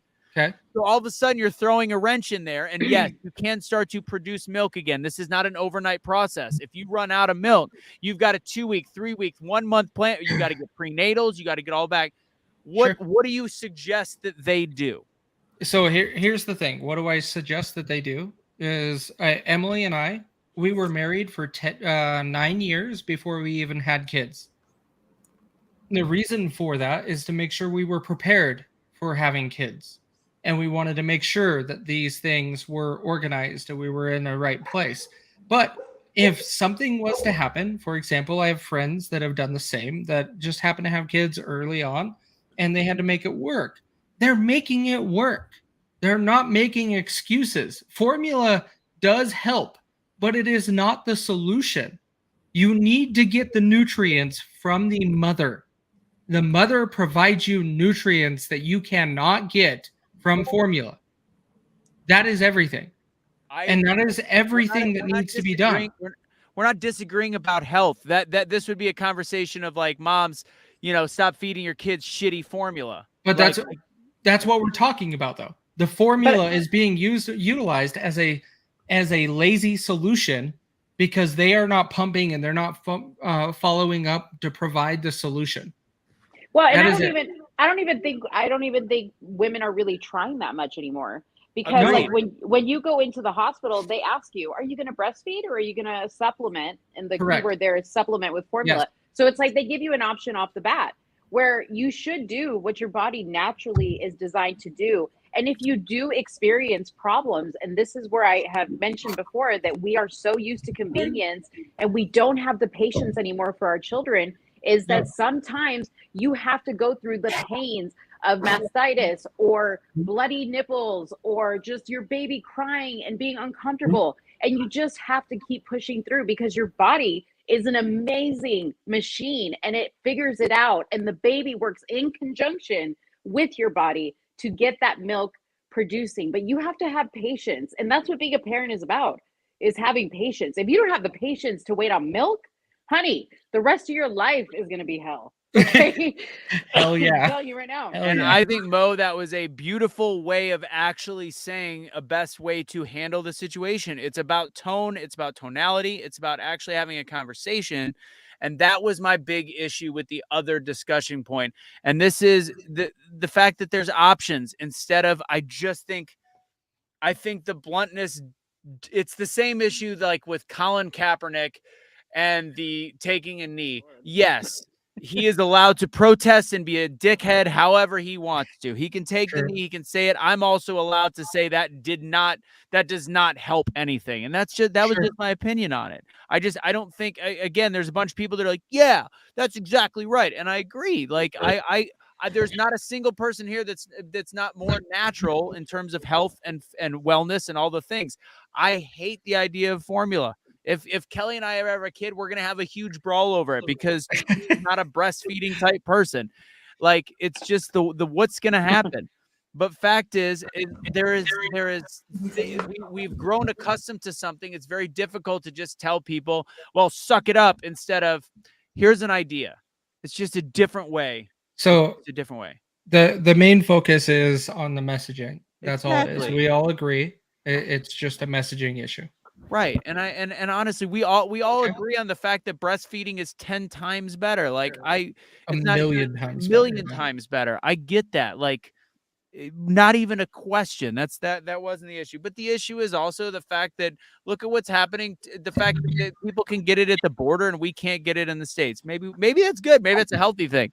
I don't fucking know. Who knows? All in all, don't trust the government. They can't supply us with what we need, and we need to be able to take care of ourselves. And Suni and I, sorry, go in a second, Kevin. Suni and I have disagreed over things and fought over it. This was her and I agreeing. Shut up, Suni. This is her and I. this is her and I agreeing on a topic. It's just the tone that we're disagreeing on. That's all. The thing that needs attention is the fact that Suni apparently has 2 sets of titties. All right. I know. Fact is, and the fact that we're not talking about that more is even crazier. Like, she has 2 sets of titties. No wonder she was able to breastfeed 2 while pregnant with the 3rd. And I hate to break it to you, but you have 2 sets too. So. Yeah. Really? No, you have 1 set of titties. Anyways, and the other thing is, I'm going to come in a little hot when you refer to me as a simp and Chief Save-A-Ho. Like, I'm gonna Captain Save-A-Ho. Yeah, you are a simp, though. You are a simp. I'm not a fucking simp. Jesus Christ, Anthony the Where? simp. Where is he? Where is he? He said you stick up for women, and she referred to that as a simp. I go, that is not a simp. That's the opposite of a simp. I don't like continuing. You're right. I shouldn't continue the conversation about Suni while she's not here. We'll continue to have it another time. I will blow your mind with one fact. So I was reading up on the Scientific American website, and men actually can lactate. Oh, y'all are silent now. Oh, I didn't. What? Huh? Yeah, I'm still trying to process. Yes. They can lactate. Oh man, This right here is my nipple tassel from when I was a stripper back in 2017. All right. Let's play this video of before we get to we'll talk about press secretary and whatever. I gotta play this because this is Kamala, guys. This is our vice president, and I want everybody to do a count on how many times she says the magic words, and you'll see that. Oh, it's wonderful. 42. I can tell you, but it's not that many, but it's close. All right, you ready? The answer is always 42. Ready? If you can figure it out, Anthony. We Go. can work together on this. That is especially true when it comes to the climate crisis, which is why we will work together and continue to work together to address these issues, to tackle these challenges, and to work together as we continue to work operating from the new norms, rules, and agreements that we will convene to work together on global action. With that, I thank you all. This is a matter of urgent priority for all of us, and I know we will work on this together. She said it again. Do you think she was like ad-libbing at the end? Like she was like realizing? Oh no, No. She caught one of them. No. She said It was 5.5. I'm counting that as 5.5. yeah, she caught one of them. She realized she was doing it. Dang, it's like, She's your typical politician. No, But I don't even understand how you could be that bad. Like that bad. Everything Well. she says, like she's not even trying. It's like a high school campaign where it's like, did you hear Stacy? She said like, let's work together like 6 times. What an idiot. This is the vice president of the United States of America. Yes, and have you seen the president? At least she can kind of like speak a little bit. Put But a she goes off the sentence together. teleprompter and she just says the same thing over and over again. Biden goes off the teleprompter and the English language falls out of his head with it. Like, Well, and then he turns and shakes a ghost's hand, but that's all right. That makes me think they're both joke. like artificial intelligence now, because like for the simple fact that they're both malfunctioning, like it's weird. It's horrible. Horrible. she is. Well, this is what happens when your number one qualification for getting to the office you're at is how wide you can. Never mind. I'm not going to say. Yeah. Let's not go there. That's downtown Will Down about that one. Speaking of qualifications, because again, this is what we do now. Like Booty Gang is put into a position that he has no right to do, and nobody on either side of the media is being like, does anybody wonder the fact that we had Mayor Pete in the head of the Department of Transportation and we have massive supply chain issues? Why? Because he's got no qualifications to be in that position. At least Dr. Ben Carson, they shamed for not having qualifications, and he actually took a different approach to make things work and get people off of the HUD project. But anyways, so the new press secretary, I don't have her. I forget her name. She's got a fun name to pronounce. Karine. I do know she's a gay black immigrant woman. Gay black immigrant. And LGBTQ. Those are her three main qualifications. Oh, Jesus. Or as I call them nowadays, Kamalifications. Oh, that was you good. effectively I like the woman that. as I well. like that. We call them Kamalifications if you're a politician. They're purely for the boxes you check on the identity politics scorecard. So I actually don't hate her yet. Do you hate her yet? I don't hate her. I'm not upset with her She yet. literally came out and said I am the first one to have those three titles next to her name. Like, I get that. And then her first thing she did was like outright lying. So how do you not hate her when she was running as senator? She is married to a CNN executive, and she's the press secretary. Like, that is a conflict of interest. I didn't know her. I'm just basing my opinion off of her in this role right now because I didn't know her when she was running. I don't know who her spouse is. I know that her spouse works for CNN, whatever. Do you know that she ran as senator and was she forced the people to announce that she was the first Indian American to be inducted into the Senate? No, I don't know that. But what I'm trying to say is I watched her press conference and I was like, oh, okay, she wasn't like terrible and annoyed me a lot less than Jen Psaki did. And I mean, but again, it was her first day. I think she was probably putting It's not her first day, Mo. It's not her first day. She is evil. Every time Psaki has been down with the COVID because the vaccine works, she has been filling in. This is her 20th day. She made it look like it was her first day, however. But so I don't know.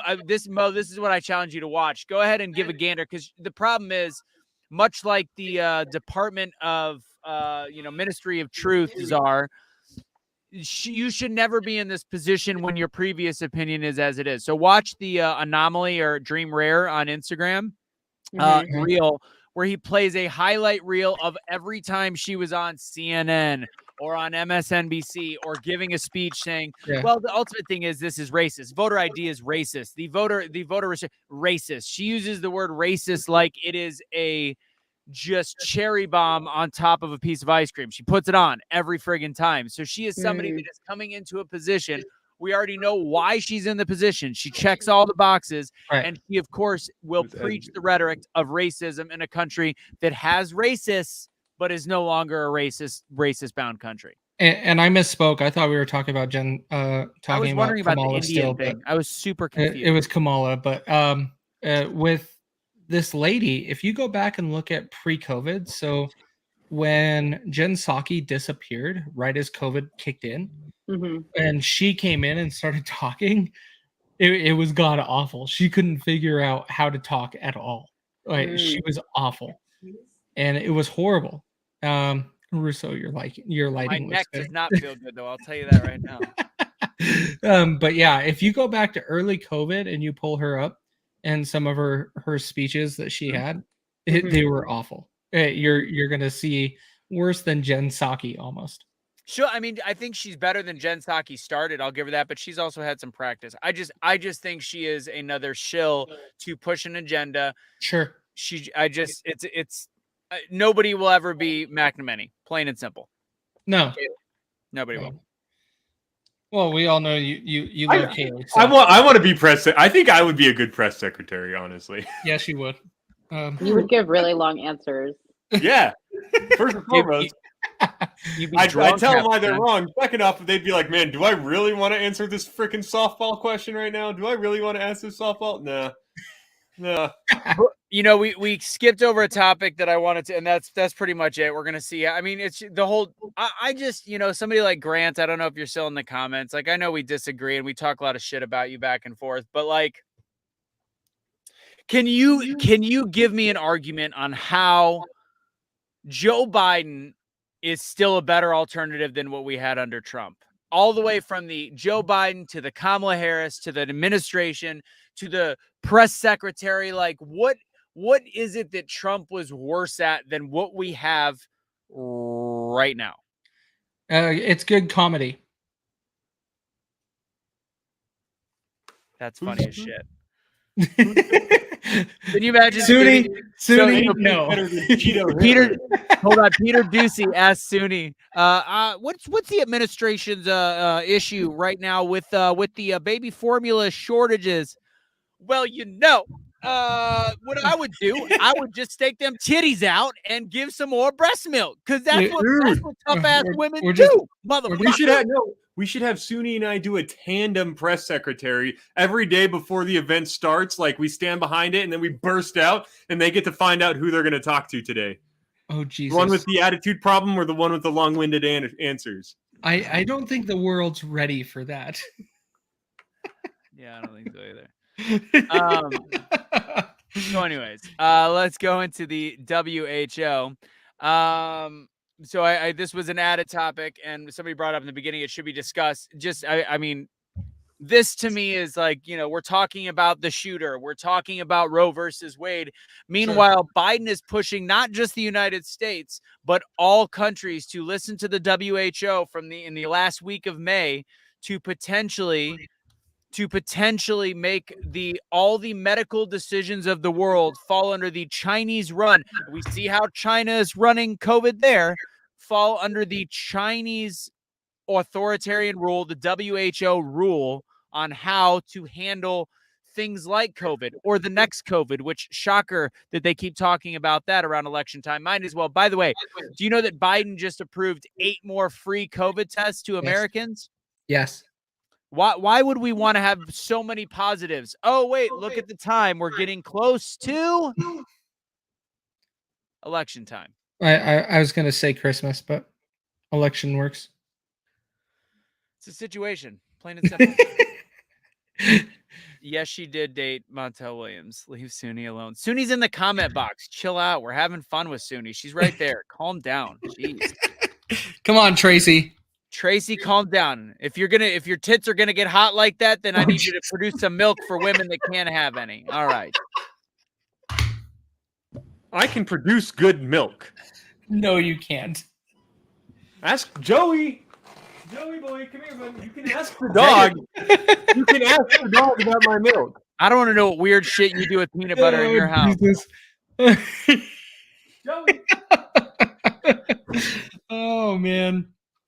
But overall, we know our government's corrupt, right? Our government's garbage. They're not going to bring us any value.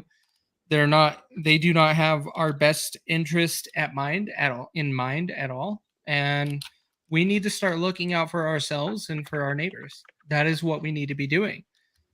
Overall, our government is not going to be doing it. We have to start looking out for ourselves. And that's what our main focus should be. Agreed. So that was it on the WHO. Go ahead and look it up. You can find it on most semi-mainstream media. You can find it. It's just quiet. Mo, do you have anything else on that? Because I know you were muted. So No, I don't. I was just making a comment about what Kevin does to his dog. Oh. Nothing important. I mean, it's helping build strong bones, okay? Okay. So, all right. Let's see. Final topic of the night. We're talking about Elon's delay. We could talk about Project Veritas having the East Indian guy on the date with the woman. I love Crowder's take on it. Like, here's the deal. Huh? If you're an East Indian dude and you've got a 6 or 7 or hotter chick on a date with you, probably realize you're gonna be on Project Veritas. I didn't see this new one. I didn't see the new one. There's a new video. Yeah, the guy, this programmer who, by the way, I think he makes almost $200,000 a year. He talks about working 20 hours a week, and he's like, I don't know if I should get away with this one, but he's like talking like he's almost like I'm bad boy. Like, yeah, we think we're commies. All this, and he's just getting into all the shit that they do at Twitter and how they silence conservatives and they all these different things. It was a good Project Veritas as usual, but again, it shows that even the employees there know what's going on. That's crazy. So did you go ahead? Sorry. Did you see? I saw a post. Let me see. I think I reposted it.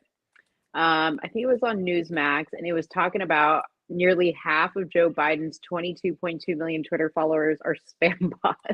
So that's that's the big topic with Elon. That is a big topic with Elon. And Mo, I think you mentioned this last night. Like, was Elon's plan all along? I'm curious, Kevin's idea.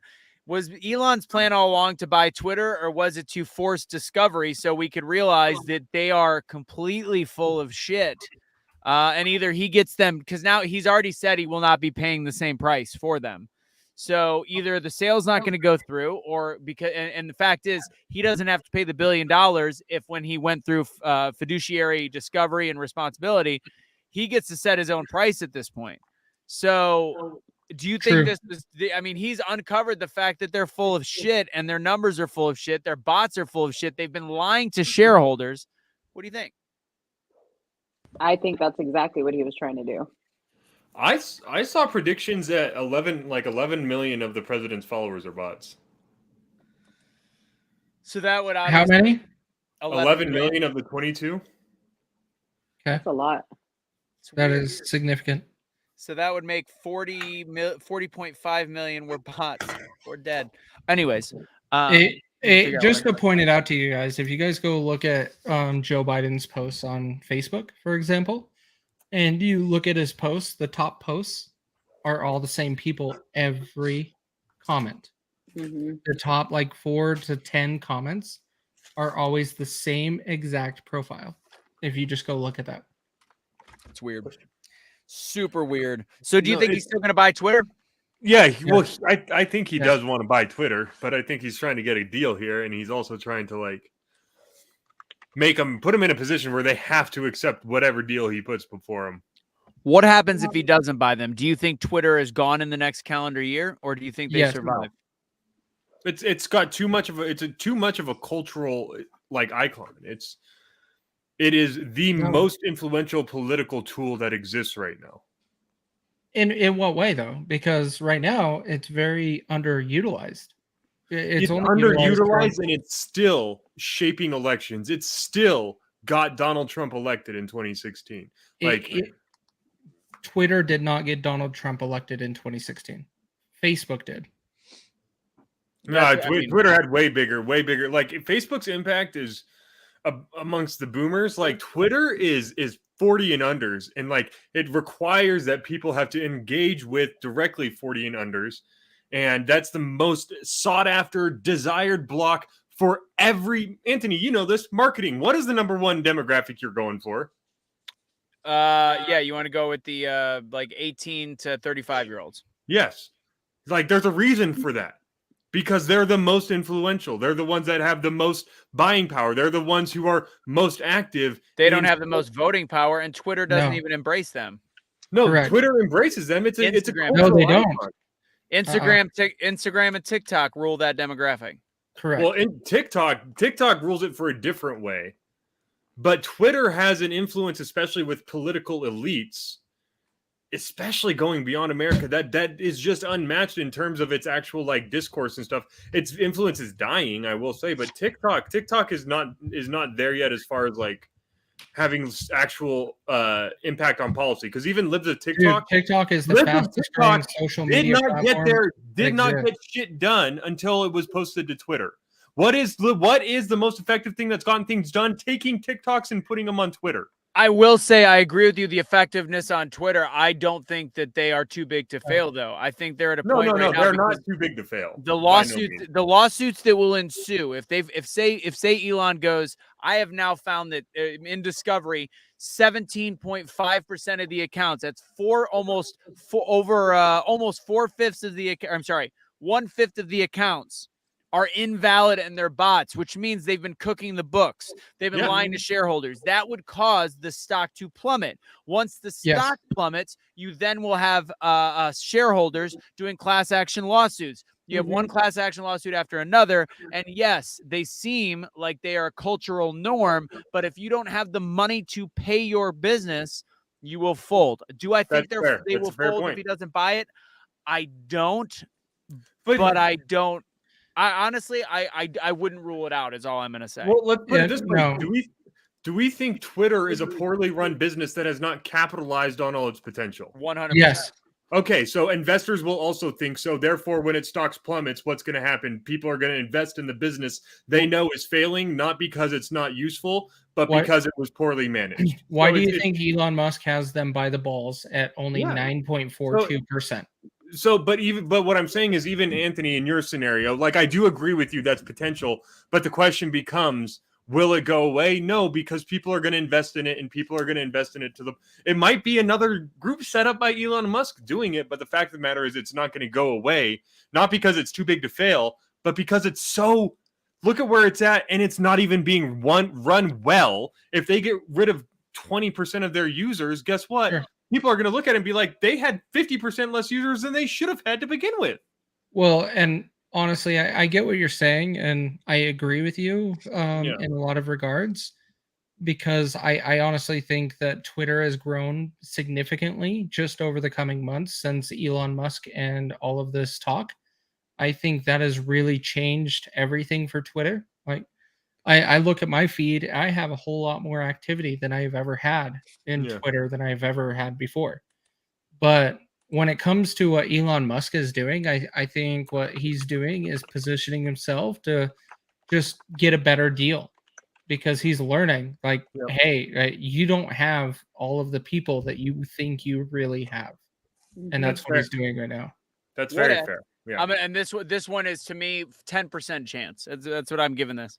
20% skill, 15% concentrated power of will. Who is that? What is that? That was Fort Minor. Yeah. Fort Minor. Yeah. What if? And again, I think I'm on True Social now. I finally got in. What if Elon and I think people think that True Social is set up like Facebook. I think it's set up a little bit more like Twitter than it is like Facebook. Sure. What if Elon were to essentially say, screw you, Twitter, expose them and say, you know what, I'm going to put in $5 billion of capital to Truth. Because again, I don't think you can build another Facebook, Instagram. Somehow TikTok did it with the help of China, of course. I think it's very difficult, but could Elon put an influx of money and programming and knowledge and all that back and put it into True Social and make it Twitter and replace Twitter? Because the fact of the matter is you need the left on there. You need opposition. You need foils for your plays. Like, you need to have someone on there to without punching bags. You're just sparring with each other, right? You're like, I get it. That's what Twitter provides. Twitter is a haven for the left, where the right can go out and finally figuring out how to meme its way, like, to actually be But if it shrinks, if Twitter shrinks and comes to a place where they're not operating properly, if they're having issues, whatever that might be, True Social has an ability with the right amount of money. We say the left won't join, but if there's carrots in there and there's reasons for them to join, you bet your ass they'll join eventually. No, we are so fucking strung out on social media. It's not even funny. I said this last show. I don't use any of them. I don't use any of them anymore outside of like Instagram. We're proving is deep down, none of us believe we're anything without Twitter, Instagram, TikTok, or whatever the hell else. I have 15 followers on Twitter. I'm just saying. I'm not attacking you guys personally, but I'm just saying, like, this conversation that more people, I'm sure, are having just goes to prove how strung out we are on the acceptance you're of right, people you're that don't even right. know us. Well, what I do like about Twitter, and hold on, Casey, the one thing I have always used it for, because I never really put political opinions, I didn't really do whatever. Twitter had a great search function. I would complain about companies. Like if I had a customer service issue, I would get a message from American Airlines like this. I would get a mess so that's what Twitter was actually good for, was complaining, which to me is not a sustainable business. Still good for complaining. It's just now you're complaining about, like, boys dressed as girls going into bathrooms. No, it's crazy though how libs it's crazy though the kind of influence that Twitter has. Like what libs of TikTok almost alone, what libs of TikTok, Chris Rufo and James Lindsay have done to to show what's going on with critical gender theory, critical race theory, the results of Pablo Freire's education plan, the Marxist education plan that has become standardized for all education, like as in teachers are taught this in college. What they've done to expose this stuff has had real tangible benefits for the American people in the terms of policy being created all across the country that is expressly to prevent what Yuri Bezmenov warned us about in the 80s. So did you guys also, last thing on Elon, did you see that he was talking someplace and said, he goes, I've been I'm an independent moderate, but I've predominantly voted Democrat my whole life. And now he is saying that in the next election, he will be a Republican voter. Yep. To me, that says a lot. And I think there's a lot of people are going to do that. And again, not all Republicans are good. Trust me, most are still just as shitty. That's how bad. Which is what I want to end on, because a lot of people have asked, because we were kind of happy about Madison Cawthorn losing. Can somebody explain why Madison Cawthorn is not good? Because go ahead, Kevin. No, you Casey, you please. He's your typical politician. So, for example, like he's coming up now because there's an election on the books. That's why he's pushing this stuff. That's why he is doing all of these videos. That's why he's #1 in your Facebook feed. You're going to see all of that. And he's just playing the political game. And we have to start looking at that. And yes, does he say some cool things? So does Rand Paul. So does all of the other politicians. They say the things to be able to get you interested and to be able to get you to vote for them this election. That is the problem. We have to start seeing through those things. We have to start making sure we're electing real people that want to make real change, not just tell you what you want to hear every election year. No. You can't, Kevin, hold on. You can't compare Madison Cawthorn to Rand Paul. No, you can't, because Rand Paul's like a better person. I wouldn't say better, but he's so Madison Cawthorn. The reason why he just got eliminated is he tried to move away from his district into Charlotte's district, despite having no connections with the area, because he wanted to run his ads in Charlotte, in the largest media center in their entire state. There was no reason for him to do that. He was safe in his seat, but he wanted to go to an even safer seat in Charlotte so that he could get his face all over the place and then potentially run for the Senate, because all he was cared about was moving up that ladder. He was incredibly stupid in a lot of his remarks. Like, look, I get it. Russia, Ukraine, complex situation. Bad guys on both sides. I will not say Zelensky is a worse person than Vladimir frickin' Putin. Vladimir Putin is a human piece of trash. Vladimir Zelensky is kind of just a person who got thrown into a position he wasn't really prepared for, shouldn't have been in, and happens to be a much stronger leader than we thought he would be for them. Sure. Your opinions aside, but Madison Cawthorn's coming out shitting all over him. He's showing up to his meetings like halfway late. He's calling out like the Republican leadership, kind of okay, but like he's very clearly making power play after power play after power play, and the people see and they're like, dude, you came in saying you weren't going to be this, and yet here you are doing exactly this. And if you look at the voting numbers for Kentucky, why do you think that Rand Paul and Mitch McConnell keep getting reelected? They are very low when it comes to the rest of the country. Very low voter turnout happens. in that state. And so those people keep getting reelected. And this hurts me to even say it because Ron Paul is what got me into politics. Rand's dad.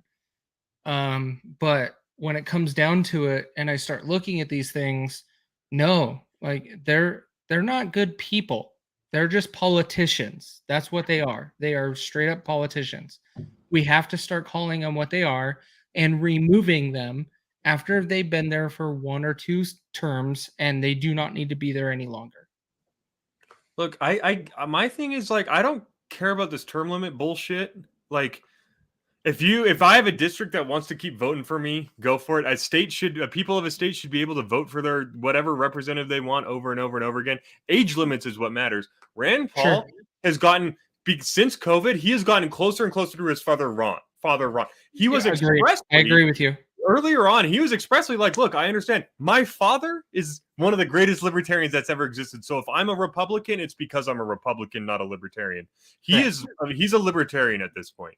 But the way he's been going at the government and all this stuff, he is as close to libertarian as I think that he can get without being his dad. And there's a reason why he just won 87% of Kentucky's vote. Like, yeah. But this is going to be his third term. If Kentucky wants to keep electing him, they should be able to elect him for as long as he wants because he's a doctor on the side. Would you say that? Would you say the same thing for Mitch McConnell? So if they want to keep voting for him, they can. If they're not going to see through the fact that he's a freaking establishment shill. Yeah, but that's the problem with term limits. So again, I agree with you. Age limits. I said age limits, and Mitch McConnell would hit the age limit. Yeah. I want nothing more than Rand Paul to run for president. That's my pick ahead of everybody. He did in 2016. Yes, he did. I know, but we live in a different country. He stood up differently. I think Rand Paul is built for it now. Yeah, he's evolved. I mean, yeah, I've become a big Rand Paul fan, period. So yeah, I don't have any other points on that. We explained is that his girlfriend? Must be. Someone's in his bed. Jeez. We should probably let him go. Is this a true statement? He got his doctorate from a medical board. His family started up. Not exactly legit. No. That's not true. Rand Paul grew up in a very medical family, yes, because his dad was a pediatrician and delivered a million different babies, and that's an exaggeration, but no, they didn't start it up to be able to give him his doctorate. No, that's not true. There's like one medical board, and it's the American Medical Association, or what is it called? I'm saying, I will tell you right now, it's not true. If there was one family in the political realm that I know a lot about, it's the Paul family, and that is, your statement is not true. Yeah, Bowling Green is where he worked. Yeah, he got it from the regular board. He was an ophthalmologist. Yeah, he went a different route than his dad in the medical world for sure, but he did pre-med at Baylor. He was on the swim team. Let's see. Baylor. He got his. Let's see. Well, no, he had family on the board, so like. Yeah. He's a doctor. Like, so if he had family on the board, does that mean he cheated? Like, I don't get it. Duke University School of Medicine. And he got a master's degree at Duke, it looks like, and then he completed his residency in 1993. Sounds pretty official to me. So so Ron Paul, the champion of fuck the medical cartel that only allows certifications from certain people. So the thing is that the board itself was not certified.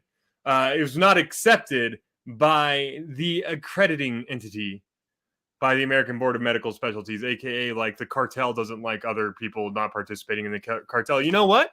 I wonder if his patients are upset that he's an ophthalmologist. This what Grant Bull just did is called an appeal to authority, and it's a logical fallacy because what does his parents having anything to do with the board itself have to do with his qualification to be a doctor?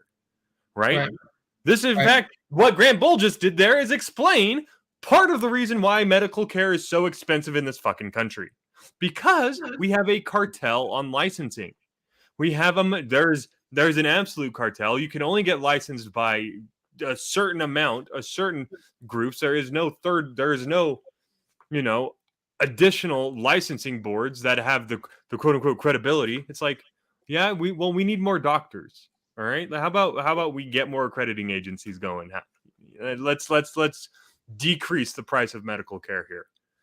It's a logical fallacy. It just comes down to what people pay attention to in the political realm, right? And they want to point things out. Oh, he got an upper hand. No, he did not. Like, sorry, he did not. He went to Duke Medical School. Like, Jesus Christ. Yeah, right. Okay. He went to freaking Duke for medical school. Like, he got his MD from Duke. Meanwhile, we're ignoring the fact that we just found out that Tony Fauci got 23 kickbacks and bonuses, some of whom came from, guess what? Pharmaceutical companies. Yeah, of course. No. Nobody's paying attention to that. What is this? Rand Bull. Somebody's asking why I'm in a truck. Don't ask. Rand initially did the right thing and became certified when his 10 years were up. He decided he had enough and chose to not recertify. Well, he became a politician. So what's the problem with this? I don't see a problem here. Yep. Yeah, did the right thing by you're grasping at straws, bro. Yeah. Like, that's what you're doing. Is he qualified to be a doctor or not? Is he a doctor or not? Can he take care of people's eyes or not? Or ophthalmology? What the fuck is ophthalmology? Who cares? Eyes, it is. Okay. I thought that was optometry. That's true. Ophthalmologist is the higher level doctor form of optometry. Okay. Yeah. So optometrists give you glasses, ophthalmologists give you PRK and LASIK. Got it. Yeah, they would do more than that. I mean, they would do eye surgeries and stuff like that. Yeah. Okay, that's okay. I thought I was on the right track, but I just wanted to make sure. Yep, you're right. Oh man, I lost my light.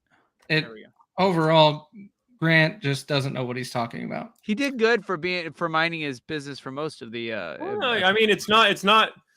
Yes, Grant. Why does it matter? You're appealing to a logical fallacy. If someone is capable of being a doctor, they're capable of being a doctor. If I had gone to medical school and I had learned the ability to do neuroscience and have do brain surgeries, but I chose not to get certified by a board, does that mean I am incapable of performing a brain surgery?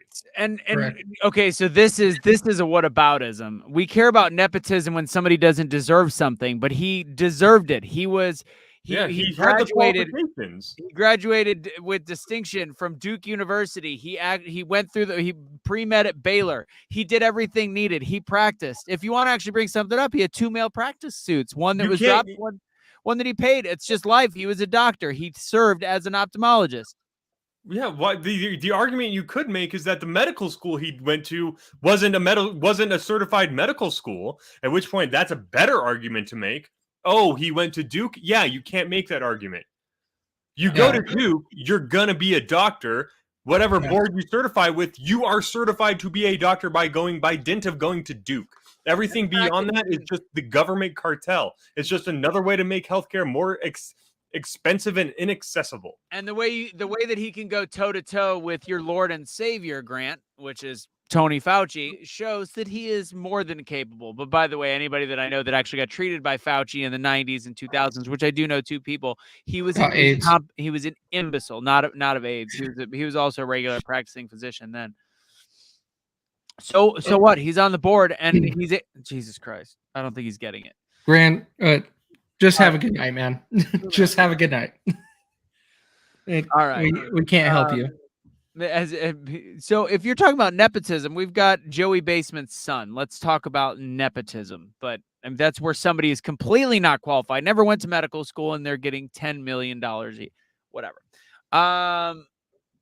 I don't care when it's my team. What do you mean? Dude, we just ragged on a whole bunch of people that were on our team.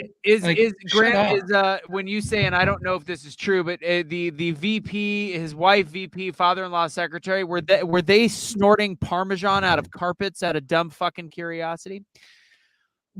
Okay, so anyways, to wrap up my point of the show, as you guys know, coming up soon, we've got Blunt Force Discussion, episode number 1. I'm actually shooting it in studio out here in Dallas. It's going to be Chad Prather. I would love to have prominent people that disagree with my belief system on there, even the people that are on there. I'm not going to always agree with Chad. It's not going to be perfect. I'm the second one. I've got Tony V, one of the main people from Monet. Monat. It's like a network marketing, skincare, hair care, all that stuff. She's on episode number 2. She was one of the first 3 people in that company. So, and we're going to talk about our country. We're going to talk about how they got to where they are. That's Blunt Force Discussion. If you would like to support, because this one is costing me an arm and a leg. Literally. So I want to blow it up as much as possible. If you want to help out, go to the Patreon. I have the Great American Syndicate going below. I'm writing articles for it. They're growing in the amount of shows that they do as well. So of course we'd love for you to support us there. It's like $17 a month. Patreon, $5, whatever you can do would help on this show for me, because this one is again going to be about $3,000. Grant, no, we actually prove that you don't know what you're talking about every single time. By the way, I asked you about Joe Biden earlier. You seem to disappear. I said, give me one comparison of anything with this administration that's better than Trump. Back to this. So yeah, if you guys want to support, there it is. If you want to be an advertiser, because I will push any early advertiser as big as I possibly can, please just reach out directly. Because each episode is costing about $650, $700 to put out, and it will be in front of a lot of eyeballs in terms of We Beam TV. They have 3 million subscribers. So anyways, there you go. Yep. That's all I got on that. Final words there, Kevin, so we can let you get to what you need to do with the person that's covered up in the sheets.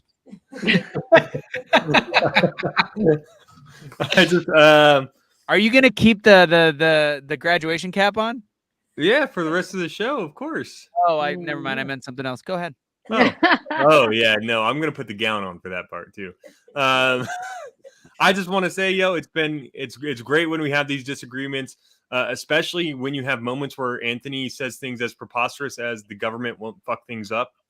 If you want to hear more about this kind of stuff, don't forget to listen in to Common Nonsense every morning, 7 to 9 a.m. It's also available on podcasts. If you look up Common Nonsense on Apple, it's the one that is just a white square that says Common Nonsense on it, because I still have not gotten my branding. And I believe you can head on over to 1360khnc.com and check out the podcast there if you're on Android or anything like that. Otherwise, y'all just remember, it's through love and rationality that nothing really occurs. Be passionate, be antagonistic in your arguments, and most of all, don't back down from your principles or your beliefs. Stand firm in who you are, know what is right and wrong, and don't be afraid to take a stance about it. Titties and That's beer. all I got. Casey, what's your final words? Much love, guys.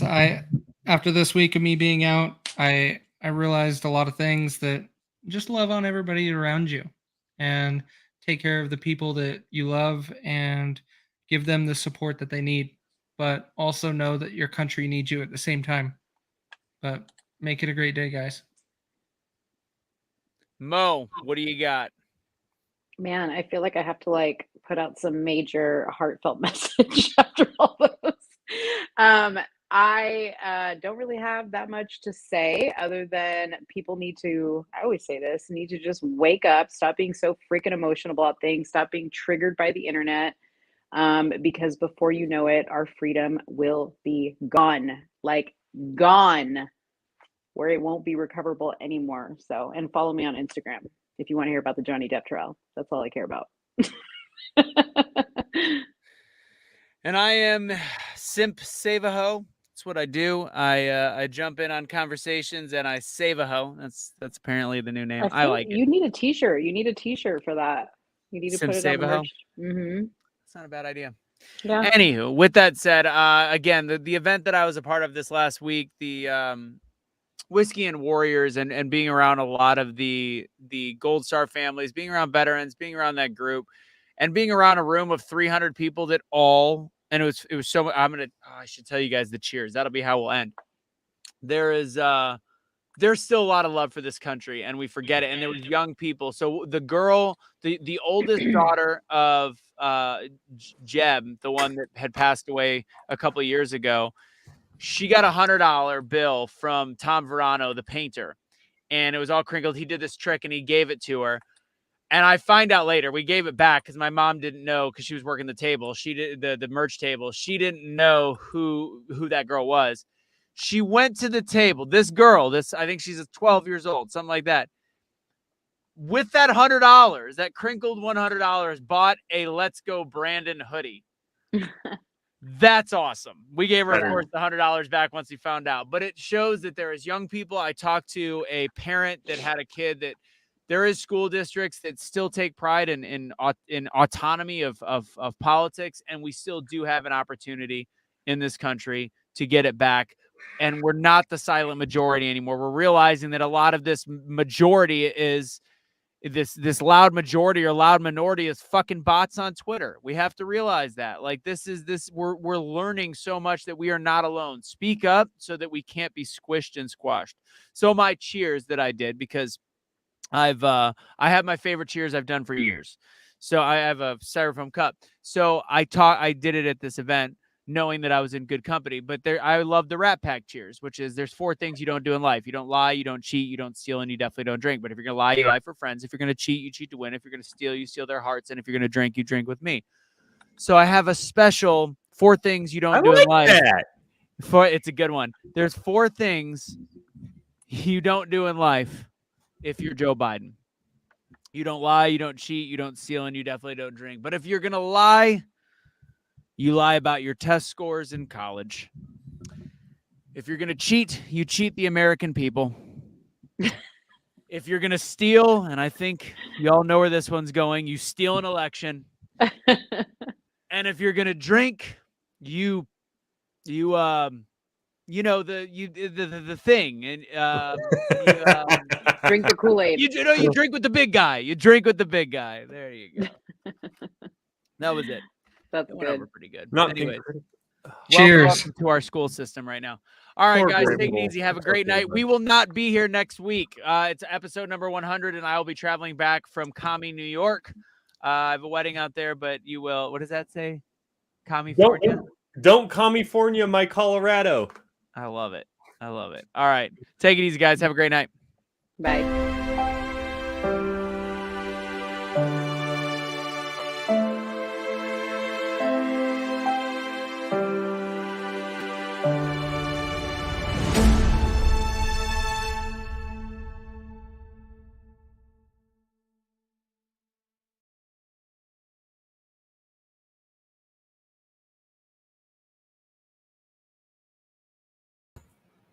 Damn, that's more professional than anything I have. What?